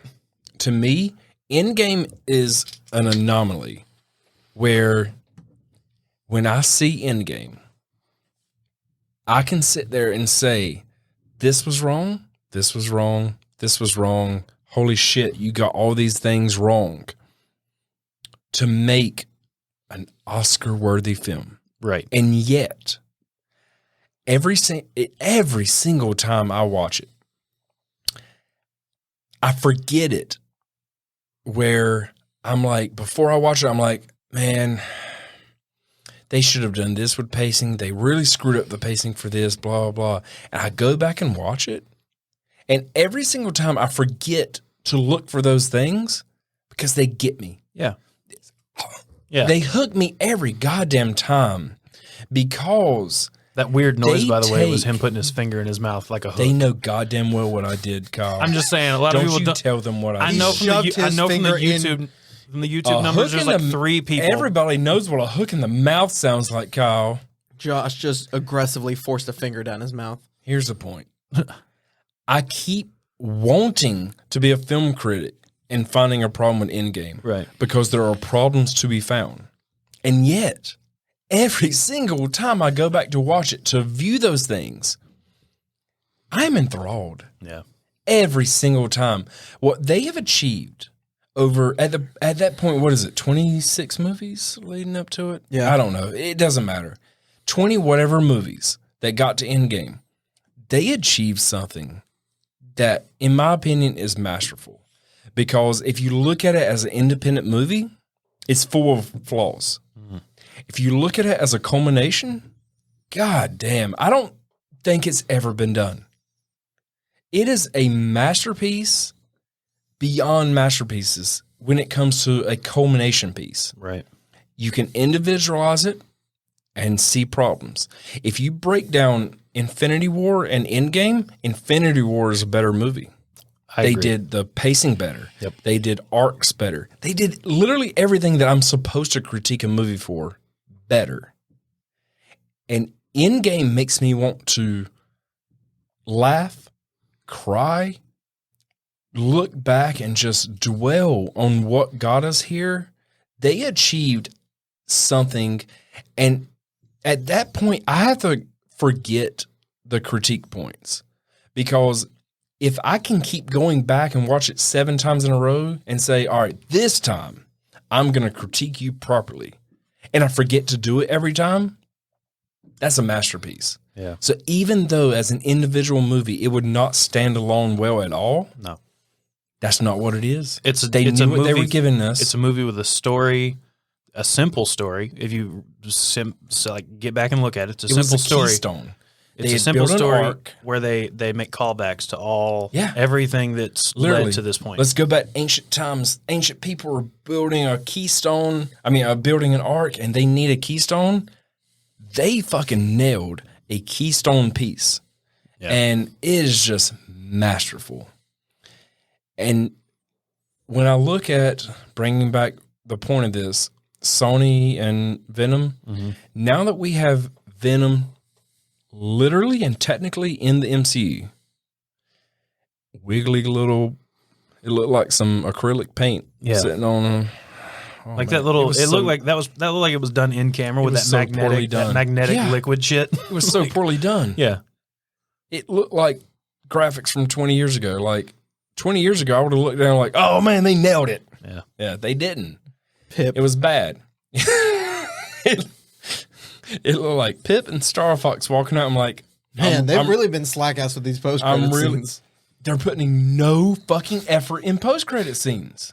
Like post credit scenes used to be this like golden nugget of beauty that just existed at the end of a movie, and think now it's- they're just like, I think it's I literally think of Eternals Kevin as- Feige knowing that all of this leaks. It's him saying, fuck y'all. Everything's going to leak. I'm going to do things last minute. You don't have time to dwell on it, but for so long, and you're not going to sit back and credit the movie or discredit the movie on its production value. I'm going to rush these things. I think that's what we have to take from it. Right. because like there's Because- no reason Pip should have looked like he jumped out of the 2000s. Those post-credit scenes went from production value to ugh. Right. So Venom. So I just want to make sure we. was I on too long of a tangent? No. I just wanted to I just want to get back on the point. That's all. So I'm curious.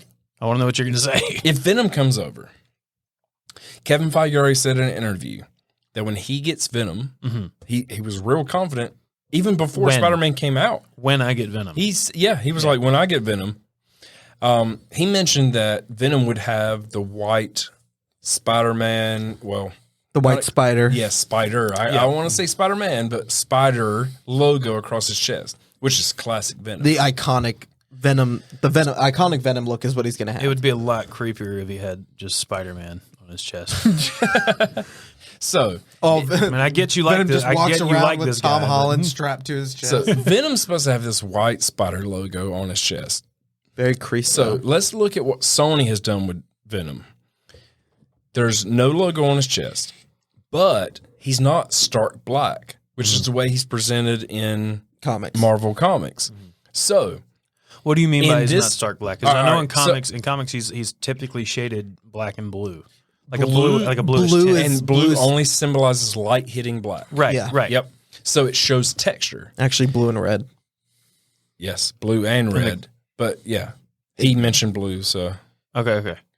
So the blue hitting him, the blue showing up in the comics is just meant to say that there's no blue on him. It's shading effect Yeah. from how light hits him. And there's Okay. red as well. Yeah, there's- That yeah. show those things. Okay. So he's black. And in the comics, he's presented as all black with the white logo.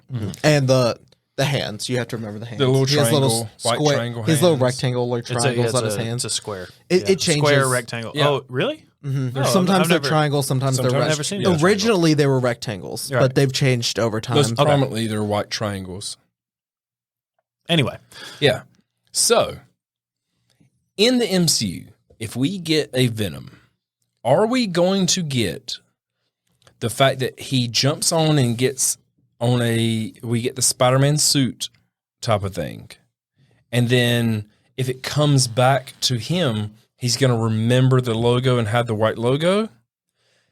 If we get that, which Kevin Feige is clearly saying we're going to get, he's literally saying that we're going to get a Venom with a white spider logo. Right. So if we get that, remember in the Sony version, he's got white and grayish veins and texture all over him. Mm-hmm.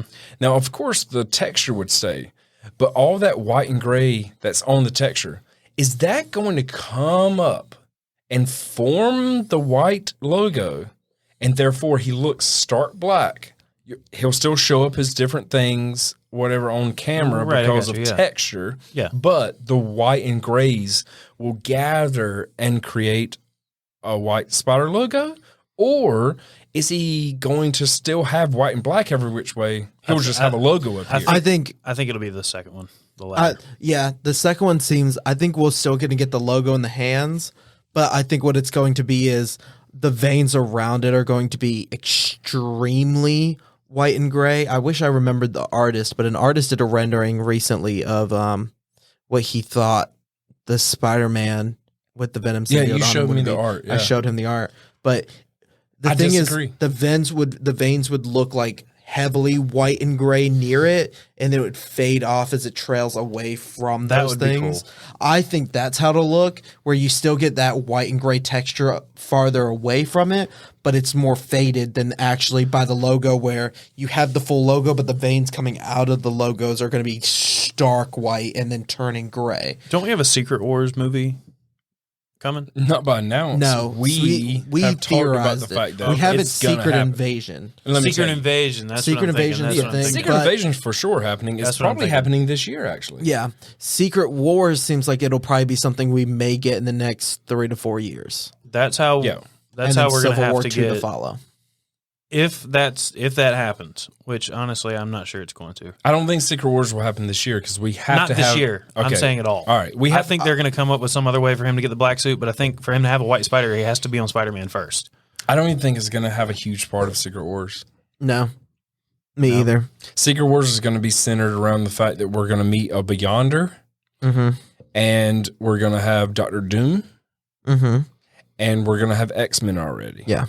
Once we have X-Men established, Doctor Doom established, which means Fantastic Four established, we're going to meet somebody, and I'm going to go ahead and give a spoiler alert. If anybody's watching our things and we're talking about like fan casting, I could imagine a Keanu Reeves or Al Pacino type of character stepping out and being the Beyonder. Okay. Really?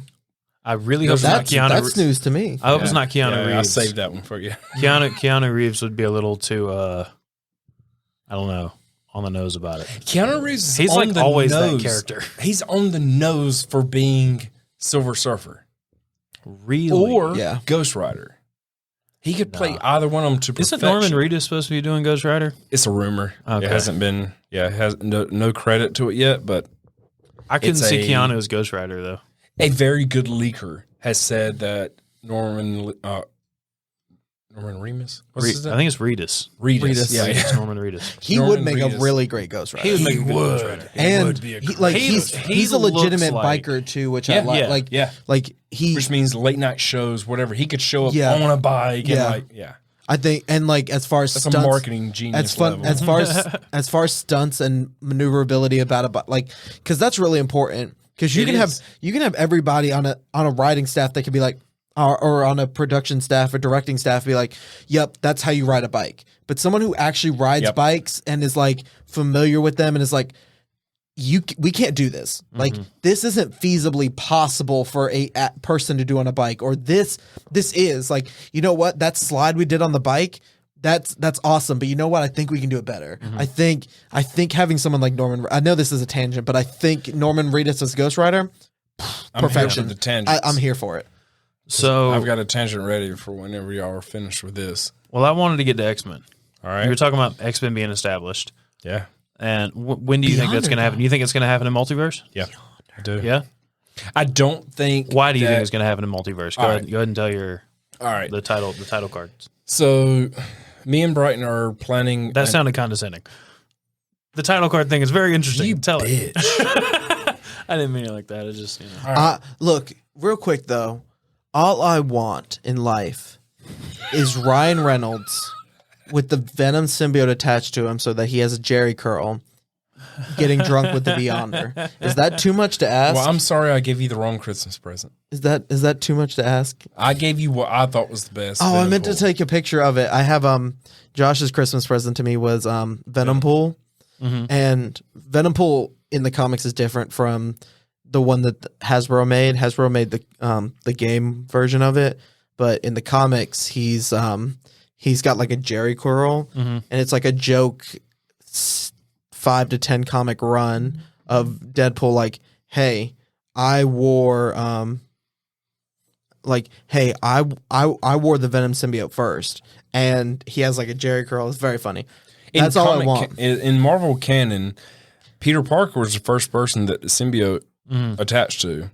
That's why his love for Peter Parker, like he has a draw. And it makes sense for the movies, but there's a story where Deadpool tells a story, and him telling the story is canon. But we don't know if the story is true. Yeah. The story he tells that is canon, he was the first one that got the Venom symbiote. And that's what he ends up looking like. But he ends up getting, you could see the Beyonder in the background. They end up getting like trashed. And then eventually like Deadpool's like, man, I can't do this anymore. And him and like Venom split their ways. The whole, the Beyonder is going to be a tricky scenario because the Beyonder's coming. You think so? Go ahead and put it down. Is this because of Eternals and all that? No, not even. Nope, No. not because of Eternals. I'm telling you, if you read the comics and you watch what Marvel's doing, you just know. They're slowly... It's not that there's one thing where I can say, hey, you remember so-and-so? That means that a Beyonder's coming. It's not that. It's a little bit of this, a little bit of that. And when you look at 7 properties telling you a little bit of this, you just know, man. Okay. Beyonder's coming. Secret Wars is coming. Okay, so They're going to the next big event, that Thanos level event. Early on, I thought a couple years ago that Kang was going to be that next event. right. Now I think it's kind of one of those red herring type of things where Kang is going to be a big event, but not the big event. He's going to be a really big event leading into the really big event. I think he'll be a I think Loki. he's phase 4 big event, who then after the fact will become a mainstay, sort of like Loki, where we'll have variations of Kang, i.e. Iron We're going to have Lad. leftovers. Exactly. We're going to have leftovers of Kang that exist in the MCU, and those are going to be mainstays. I agree. Much like Loki. I think he'll be this phase's big baddie with multiverse coming up, with Quantum Mania coming up, with a bunch of stuff like that. And we may not even get a finished arc of Kang. We may be like, oh, we're done with Kang, and in 4 phases, Kang comes back. But as far as that whole 3-phase arc, where you have arc for each phase and then the big overarching arc, it seems like Secret Wars could be that. And y'all called me out on this last time properly.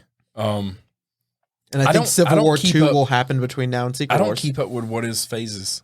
As much as I'm into this, like I ignore the meta look at what's going on because I feel like I make better predictions when I stay in the moment. So like I purposely stay in the moment. I honestly don't remember right now. Are we in phase 4 or 5? I don't know. We're in phase 4. So we're in the early stages of phase 4. Phase 4 started with Far From Home. Far From Home. Okay. So I think Kang would then be he would have to be like a phase 5.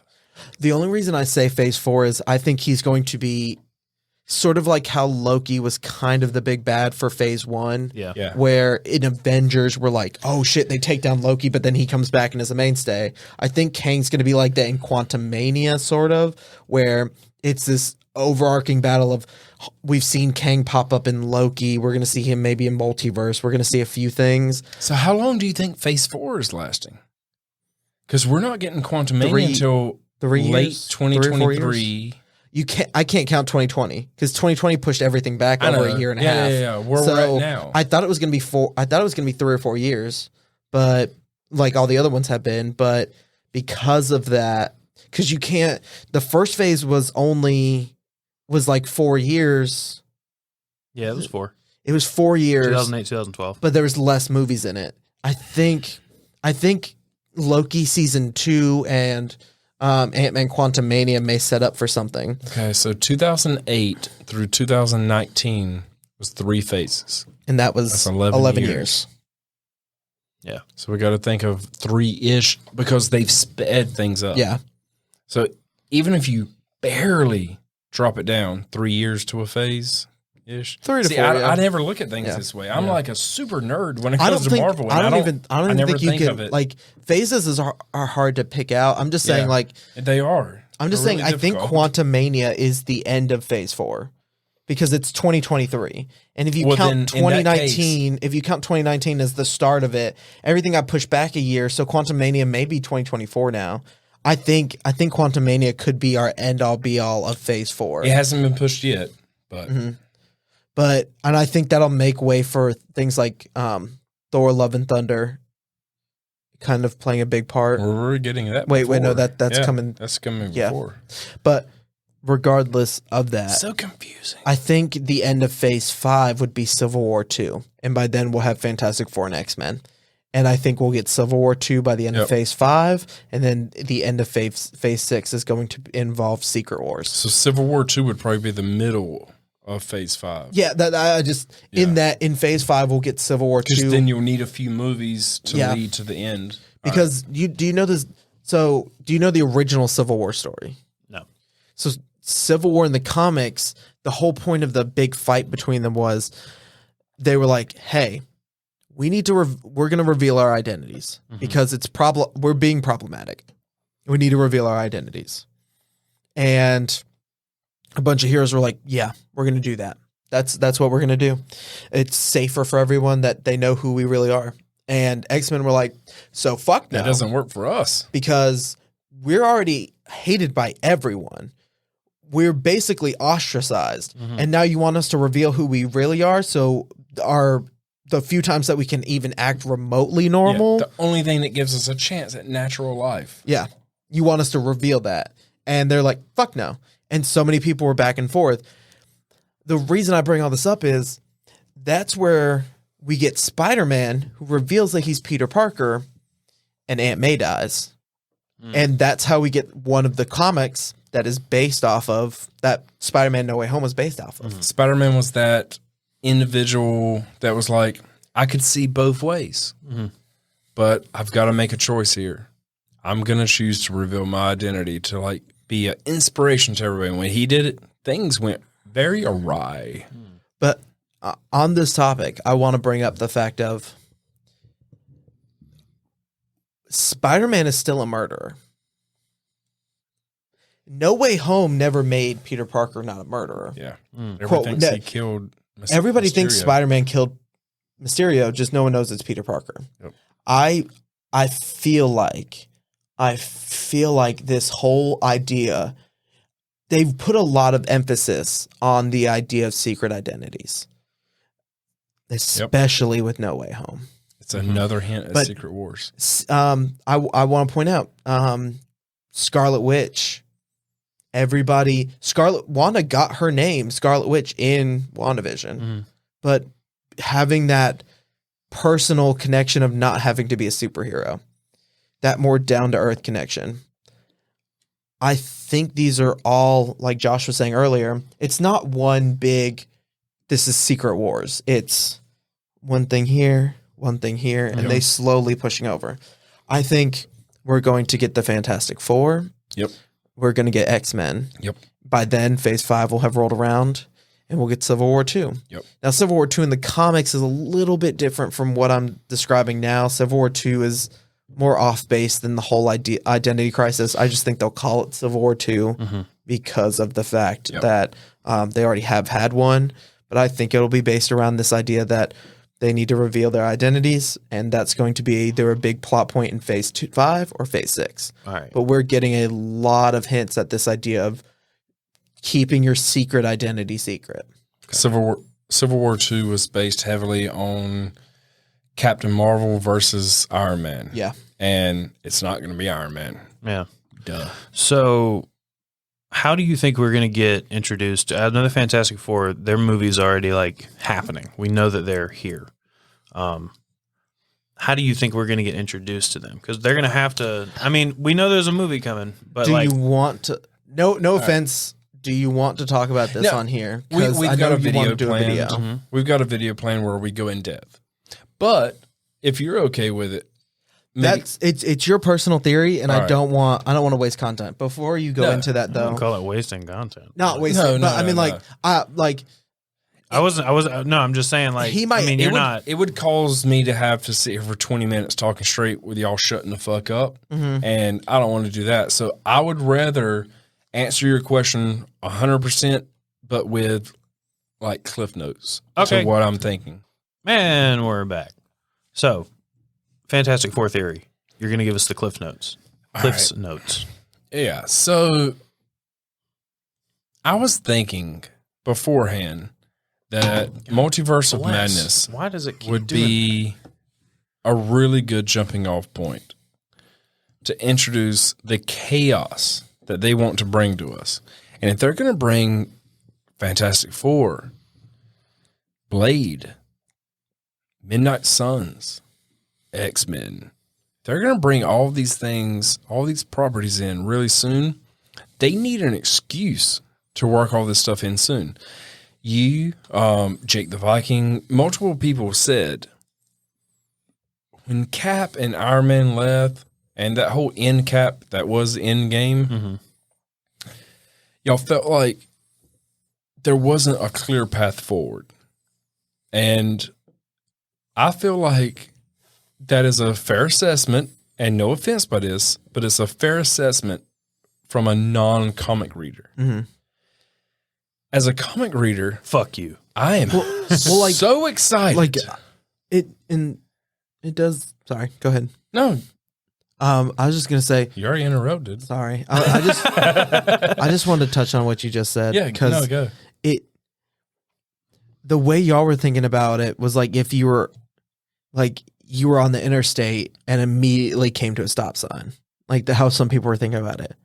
But from a comic reader stance, it was almost as if you were on a country road that opened up into a 4-lane highway. Oh. That was beautiful. Oh, It man. was- Continue. It just, Be for still, y'all, my heart. I'm going to say, My for y'all, it felt like everything just ended. And for us, it was like, holy shit, everything opened up. There's so many new avenues and pathways to go. There's now turnoffs and new exits and everything else that this is possible. The only comic that you are passionate enough to like really know the comic story about, Spider-Man, when he walked into that apartment, when we saw Endgame, same we're feeling. like, oh man, this is awesome. And then when it was all done, we're like, but where? Oh, because I'm just going to be honest. As a kid, I didn't like Fantastic Four. I didn't. You're talking about the movies. Or No, talking like about the comics. I'm The talking movies about the weren't out when he comics. was a kid. Oh, yeah. That was like 50 years later. I am old. Yeah. No, for real though, the Fantastic Four has always been called Marvel's first family. And I always rejected that. I always said that X-Men were the true Marvel's first family. They only happened like a year later.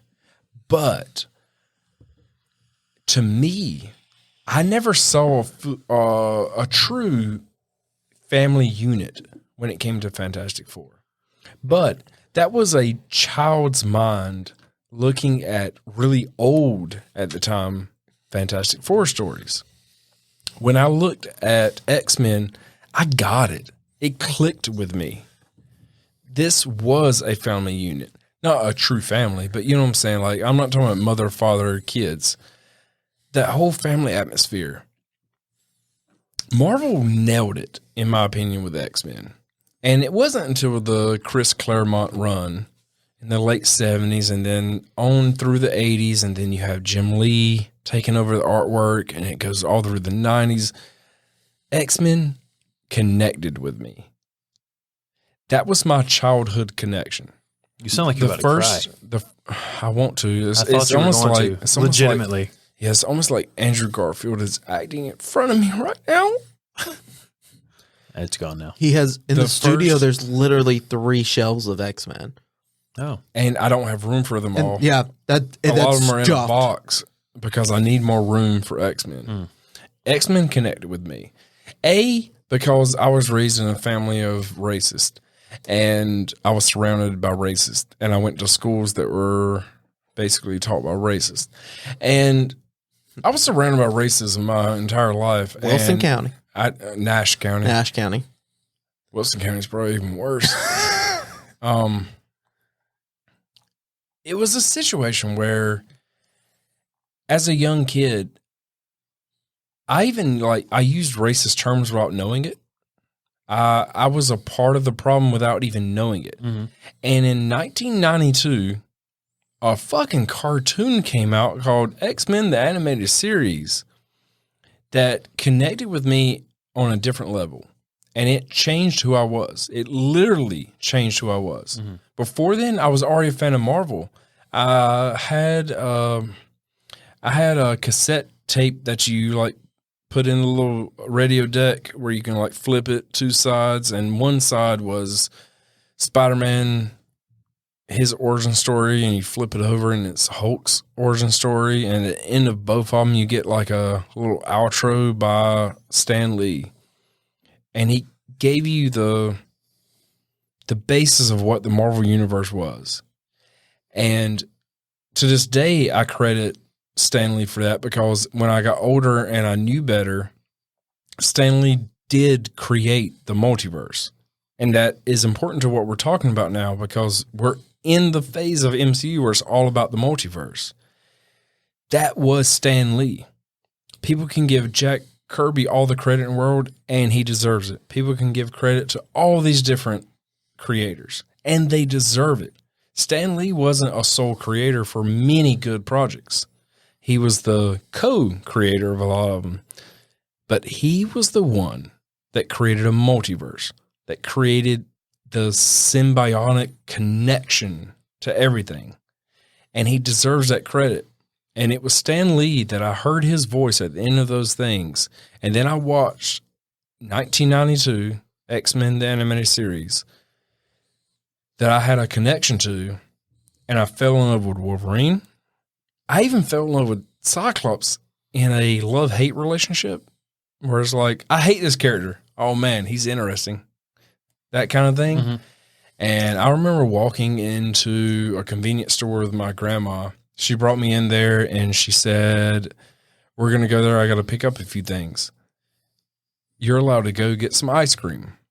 And I went and looked at the ice cream, and I looked over to the side, and I saw a stand, one of those rotating stands for comics.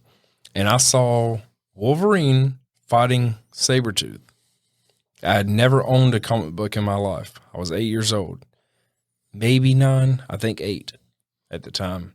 And I looked over and I saw Wolverine fighting Sabretooth, and I was like, can I have that instead of ice cream? That's what it meant to me. Mm-hmm. I'd never had a comic book, so I wasn't like in love with comic books. Mm-hmm. I was, as an 8-year-old, choosing, can I have a comic book instead of ice cream? And she was like, yeah, get both. Mm-hmm. And she bought me ice cream and a comic book. And I went home, and it was like it wasn't even like it wasn't his first appearance, because that was in Iron Fist 14, but it was one of the earlier stages of Sabretooth being a part of like fighting Wolverine on a cover. It was one of those first things. And like, I had such a reaction to it, and it changed my life. I got so into X-Men, and at an early stage, I realized that X-Men was all about equality. And being raised in a situation where equality wasn't a big deal, Mm-hmm. you know, Mm-hmm. that made a huge impact. And I saw that, and I was like, from that point on, honestly, X-Men has been an important part of my life, because it was a game changer for me as a kid, as a teenager, and as an adult. It's always followed me. And I was disappointed with where Fox went with X-Men later on. But I'm getting teases now if we're talking about the modern movies, I honestly think that not only X-Men, but other Fox properties like Fantastic Four will make a connection in Multiverse of Madness. How? Well, we saw in the trailer, the title cards broke apart. The trailer for Multiverse of Madness. Multiverse of Madness. Right. The title cards broke apart, and we see the exact same title cards that were used for the X-Men properties and for the Fantastic Four properties. Now, don't get me wrong. Good catch, by the way. Because I watched it like multiple times. Even after you told me, I was like, I still would have never fucking spotted that. You could have told me it was there. I would have never spotted it for Fantastic Four. I've watched those X-Men movies so much. You were like, I caught it. You were like Leonardo DiCaprio. Like, I know that. I couldn't quote them as fast as you did, but like I knew that they were the old Fox properties. But for you to be like, that's X-Men 2, that's Fantastic. I was like, fuck. I just knew it was the old X-Men, the old Fox properties. Here's the timeline of how it happened. When I saw it, I caught X-Men. That's how ingrained X-Men X2, X-Men United. Foot? No, that's my boot. Okay, sorry. Yeah. I've stepped on it a few times. Sorry. X2, X-Men United is so ingrained in my mind. That's kind of like Spider-Man 2 to me. That's a movie that I think, if you look at it from today's terms, oh man, it's got quite a few problems. In its element, when it was made, 2003? Yeah. Yeah, the first one was what, 2001? Yeah, 2000. Yeah, 2003 then. When the second X2, X-Men United, when that was made, it was a groundbreaking video production for me. Not only were the graphics, the fighting, the cinematography, the editing, the pacing, they nailed things about that movie. That if you look back at it in hindsight, it's like Spider-Man 2. It's full of problems. Man, they got so much right in that movie. And I love the first X-Men, but there were quite a few problems. They got so much right in the second movie. And I think that sets the pace for what Kevin Feige wants to do. He was an assistant producer on those movies. Mm-hmm. It is still his favorite property. He loves X-Men. He loves Fantastic Four. I think that he wants to give a little salute to them to finalize it. Mm-hmm. And I won't go in depth because my predictions for it will be extremely in depth.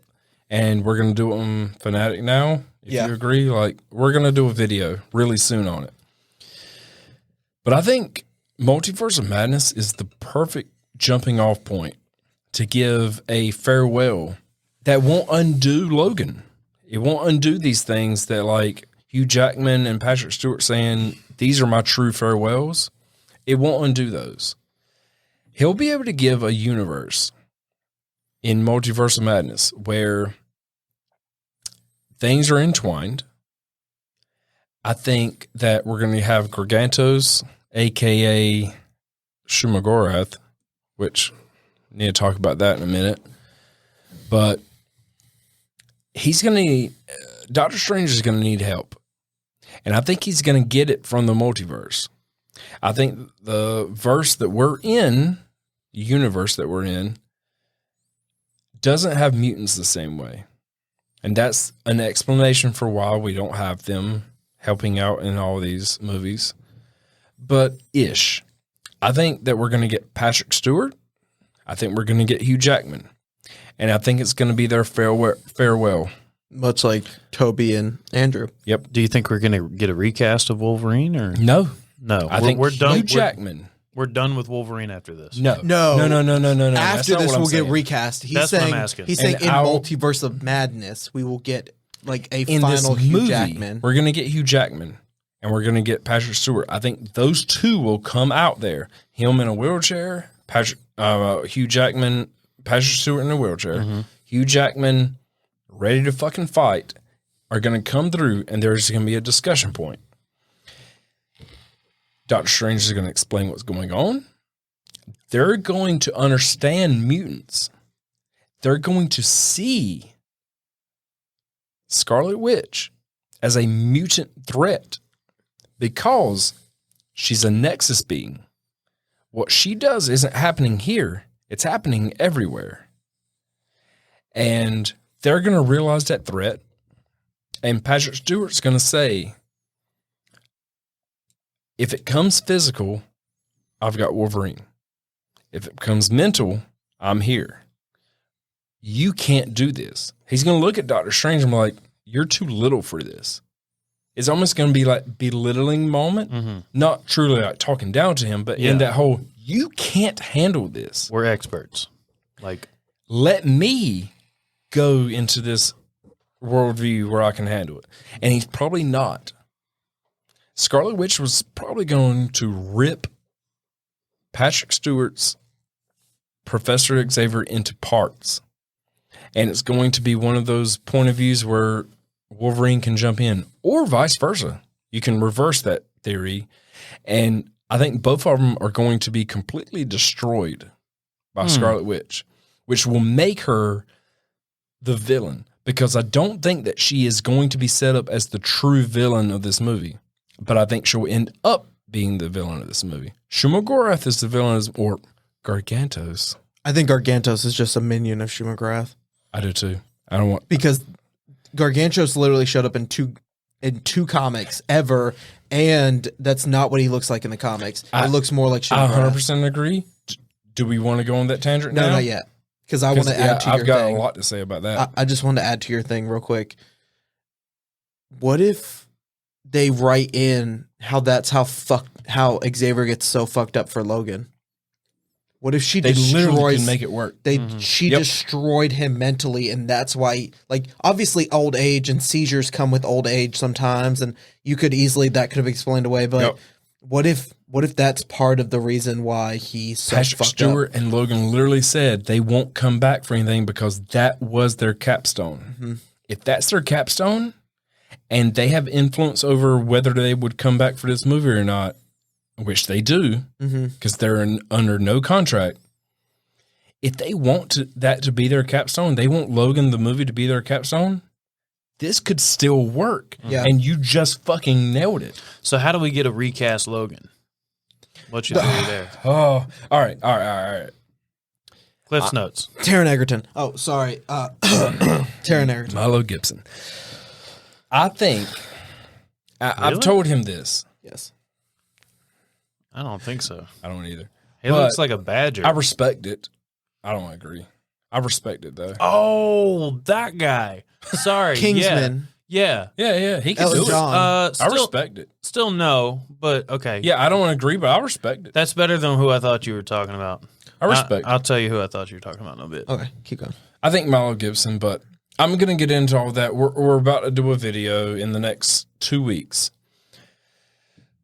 The cliff notes of it is I have two theories that I came up with for how X-Men could come in.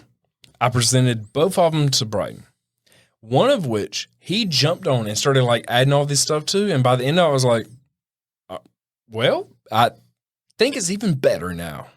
So I'm going to call it Bryton's theory because he did a good job of adding on to what I said.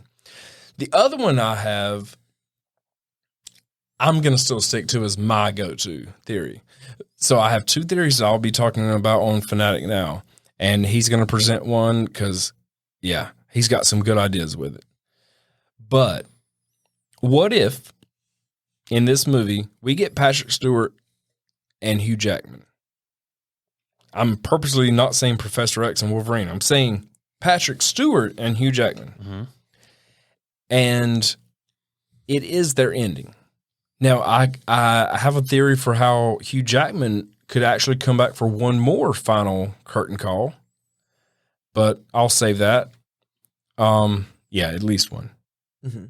You have two. Yeah. That you've mentioned. And I think it would still work in the universe. I think we could get Hugh Jackman multiple times as a co-star, not as a main attraction. Okay. But mainly it seems because, likely that he'll just appear in this one movie. yeah, I mean, teaser, World War Hulk. Yeah. If World War Hulk happens and Hugh Jackman is sent in, we could get a very good Wolverine send-off that reminisces of Hulk 181, the first appearance of Wolverine. Mhm. We could get something that Hugh Jackman would sign on to. And with Wolverine fighting Hulk 181, the intro of Wolverine, Hugh Jackman loves this role. He loves it. And if he could portray the first appearance of Wolverine on live action film under a Kevin Feige, he'll do it. Mhm. And I have a theory that would make it work. And then on top of that, him and Ryan Reynolds' relationship is so incredibly strong that a possible Deadpool coming over to the MCU could also possibly mean a slight cameo from a Hugh Jackman Wolverine of... Ryan Reynolds wants Deadpool versus Wolverine so bad. And if you've never seen the whole Hulk versus cartoon animated series, there's a 2-part Hulk versus Wolverine, Hulk versus... What is the other one? Shit. Thor. Yeah. Hulk versus Thor. It's a 2-part movie. Really it's about good. 45 minutes each. Oh my God. It's on Netflix, I think. It's one of the greatest animated things you could ever watch. Maybe I'll watch it tonight. Yeah. Wolverine versus... Maybe not tonight. It's 12:42 I didn't a.m. realize it was Hulk almost versus- I mean, it Thor? could still be tonight. Yeah. Could be Thursday night. Hulk versus Thor, really good. 45 minutes. Very much worth your watch. Hulk versus Wolverine, one of the greatest goddamn things that's ever put down in film. I fucking adore it. I love it. They nailed everything about the comics and they just killed it.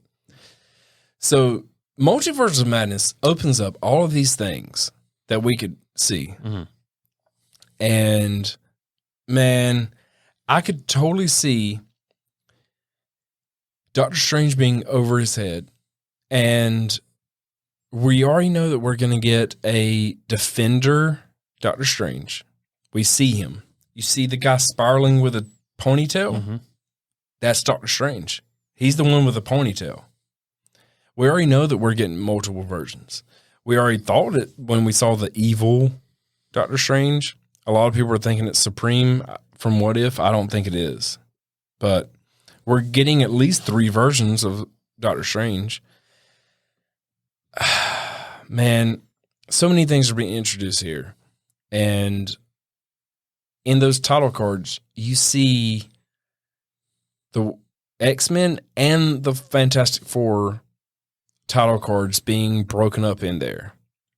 If that's a hint that we're getting both of those, then do you think that means that we're going to get characters from the original Fantastic Four? I do. I do think too. it's I think as we've discussed Characters as in before, the same actors. Yeah. I think we may be getting an Illuminati scene. We're getting an Illuminati scene. And with that, I don't know if you are familiar with the Illuminati, but I told him. we've talked about You it. remember? We've talked about it before. If you remember, like I know we've there's- talked about it before, but There's an entire I'm gonna like tell you, YouTube clip about it, no idea. but it's like Reed It's on your Richards, Tony Stark, Patrick's Okay, Professor X, Yeah, Doctor yeah. Strange. I recall. Namor. I think I've even told Josh this. I was like, I could see it being something similar to almost like an empty round table type of thing, where you'll probably have Professor X sitting at the head of the table, and he's like, we have to discuss about this. Like, we have to do something. We can't just let it go by. And Doctor Strange at this point could be involved in this. He could be in the room, but you're probably going to have this dramatic moment. And the Reed Richards from Fantastic Four is going to like spin around his table and be like, yeah, and we can't wait for everybody else. And as it's saying, we can't wait for everybody else, it's going to be like nameplates of Namor and T'Challa and Tony Stark. And it's going to phase past all of these while like they're talking, and we're never like, it's going to hit at the fact that there is the Illuminati, they exist, and it does consist of these members. We just don't have all of them yet. My dream scenario will be Patrick Stewart and Hugh Jackman walking in, and the theater erupts. Mm. They have their scene, and exactly what Bryton just said happens, where you have a Namor. He's already been cast. We've known him for a year and a half now. Oh, a Kang too could probably be on the Illuminati. Kang could be. I'm actually thinking a Kang. I'm actually going to go against that. I actually think that they're going to break from comics and have White Vision. Because Iron Man is a huge role in the Illuminati. And I think that a remnant of him will be in White Vision. And White Vision will be that, because you gotta think of what you don't think the Tom Illuminati Cruise as Tony Stark would be there. I think they filmed it. I 100% think that they filmed Tony Stark as Tom Cruise, or vice versa. Yeah. Oh yeah, Tom Cruise the other as way. Tony Stark. Yeah, the other way. Yeah, I 100% think that happened. But as we talked about earlier, Kevin Feige doesn't like leaks, and it happened so long ago that I don't know that it'll make the slate. See, I'm 50-50 on it because he doesn't like leaks, but I feel like it's one of those that was almost kind of ridiculous enough that people would have been like, man, this isn't even fucking true. And it happened so long ago that he could, if it did ever happen, because it was filmed. So it could be one of those, I could see Kevin Feige being the one that films stuff and is like, we're going to fucking cut it. And it sits on a shelf. And then he's like, it's been forgotten about. People thought it was a joke. Yep. Let's fucking put it back in there just to fuck with them. You're right. During the last Mission Impossible, Tom Cruise got a call, left unpredicted, shut down production, paid to shut down production, and left for 2 weeks to go to Atlanta. And the only big movie being filmed in Atlanta when he made his exit was Multiverse of Madness. Interesting. That happened. That's a fact. Did he film? I don't know. Nobody knows. But that's a fact. He shut down. I know he's short, but what about Tom Cruise as the Beyonder? He could totally pull it off. He could. Never thought about it.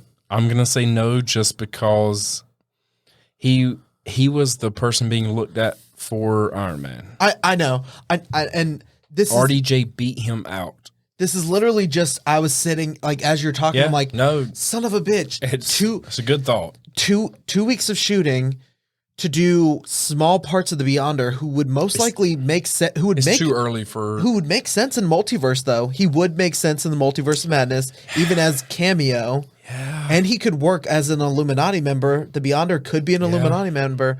Holy shit. You heard it here first, folks. Beyonder's not an Illuminati member. But he could be. But he could be a scene where he's the Beyonder. He's not Illuminati. Okay. But he could be in it. I guess because Illuminati is normally made up of Earthlings, so the Beyonder it wouldn't make sense for him to be an Illuminati. I'm just saying, like, no. Your prediction still. Tom Cruise could be Beyonder. I'll stand by that. It's not crazy, and the look of Beyonder is not far off from Tom Cruise, with the exception of I think the Beyonder is supposed to be like 6 foot, and Tom Cruise is like 5'2". Yeah, well, Wolverine's supposed to be like 5 foot even. Kevin Feige has made a clear comment. Hugh Jackman's he doesn't my care height. about heights. Yeah, he doesn't. He said because he was a part of casting Hugh Jackman. Right, he was a part of that process. That man is a giant.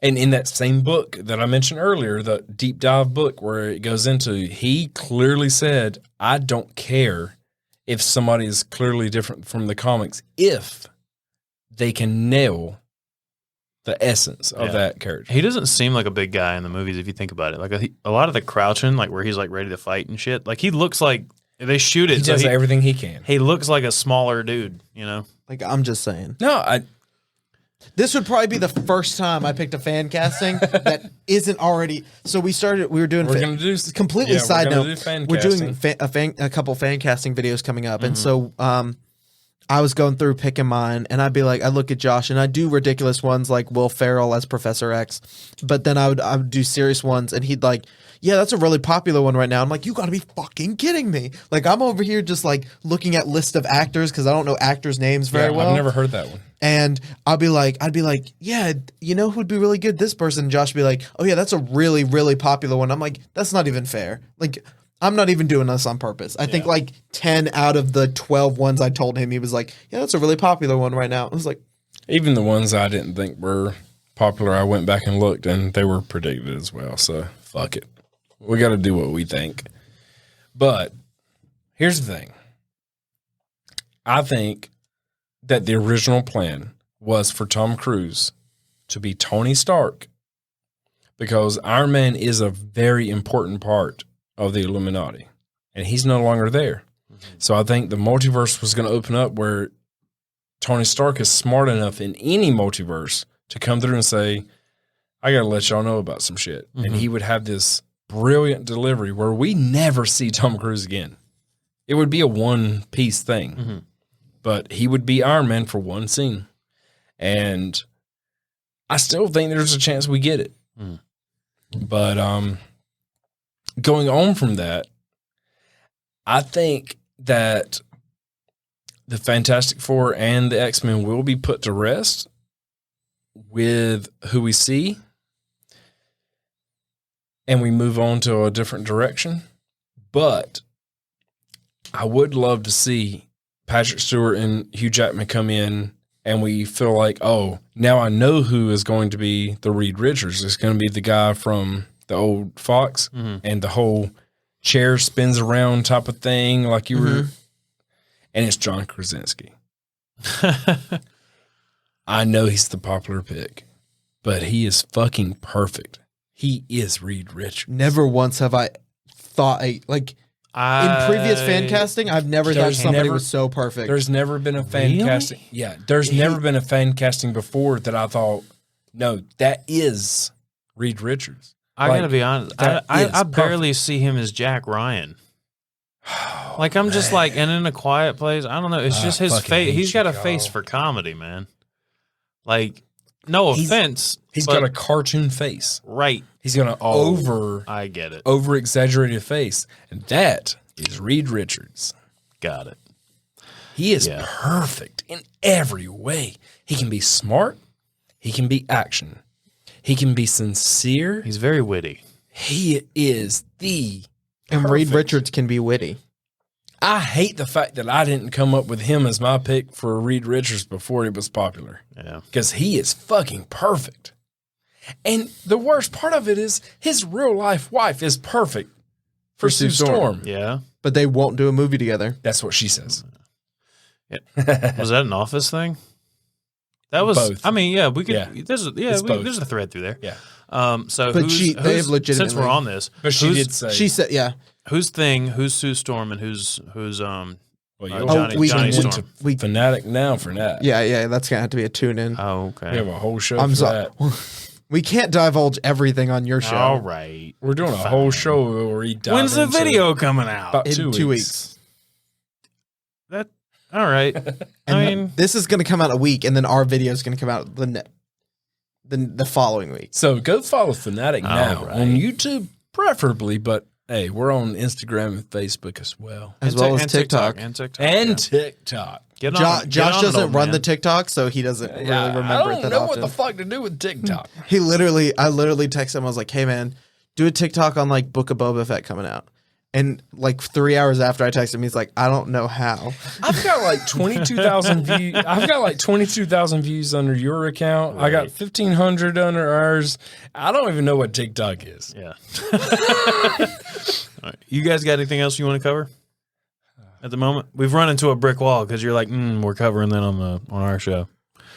I mean, If not, look, if you've got We can wrap it something up. that takes some time, we can save it for next time. Yeah. I'm Yeah, sleepy.